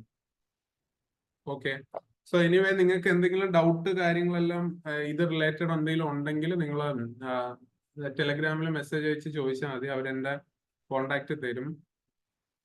And all the best. വേറെ എന്തെങ്കിലും നിങ്ങൾക്ക് ഹെൽപ്പ് വേണമെങ്കിൽ നിങ്ങൾ എല്ലാം അവിടെ ചോദിക്കുക. they are ready to help you in whatever ways you want. അതുകൊണ്ട് ഒരിതും വേണ്ട. ഇനിയിപ്പോ നിങ്ങളുടെ കയ്യിലാണ് കാര്യം. ഫസ്റ്റ് പേപ്പർ, ഫസ്റ്റ് ഞാൻ പറഞ്ഞില്ല, ആ ഫോറിൻ എല്ലാം മറ്റേ വൊക്കാബ് ഉണ്ടല്ലോ, ലീഗൽ വൊക്കാബുലറി നന്നായിട്ട് പഠിക്കുക. പിന്നെ ഡിസ്ക്രിപ്റ്റീവും നോക്കുക. ഡിസ്ക്രിപ്റ്റീവില് ഞാൻ പറഞ്ഞില്ലേ, ആ കോംപ്രഹെൻഷനും പ്രൈസിയും അത് എങ്ങനെ എഴുതണ്ടേന്നുള്ളതിനെ എല്ലാ പറ്റിയും പറയുന്നുണ്ട്. പ്രാക്ടീസ് ചെയ്ത് നോക്കിയാൽ നല്ലതാണ്. പ്രാക്ടീസ് ചെയ്ത് നോക്കണം. പിന്നെ ഈ എസ്സേസ് ആണെങ്കിൽ നമ്മൾ കുറച്ച് പഠിച്ചിട്ട് പോവാം, കുറച്ച് ടോപ്പിക്കുകൾ. Okay, thank you. Stay safe. Thank you. Waiting for such initiatives. Okay, obviously അവര് they are ready to help you. അപ്പം ദി ബ്ലോഗ്സ്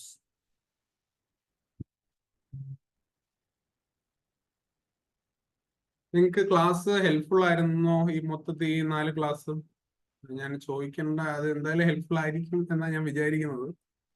ബട്ട് സ്റ്റിൽ എന്റെ ഒരു സമാധാനത്തിന് വെറുതെ ചോദിച്ചതാണ്.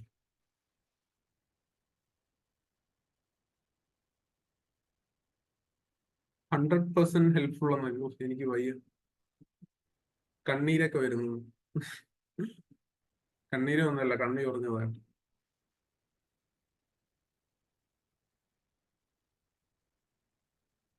അപ്പം ഇന്ന് ക്ലാസ് കഴിഞ്ഞ് എല്ലാവർക്കും പോവാം. Okay, bye. Yes, 100% of course. Unique idea കിട്ടി. അതാണ് ഐഡിയ കിട്ടി, അവിടാണ് കാര്യം. ബാക്കി നമ്മൾ ചെയ്യണം.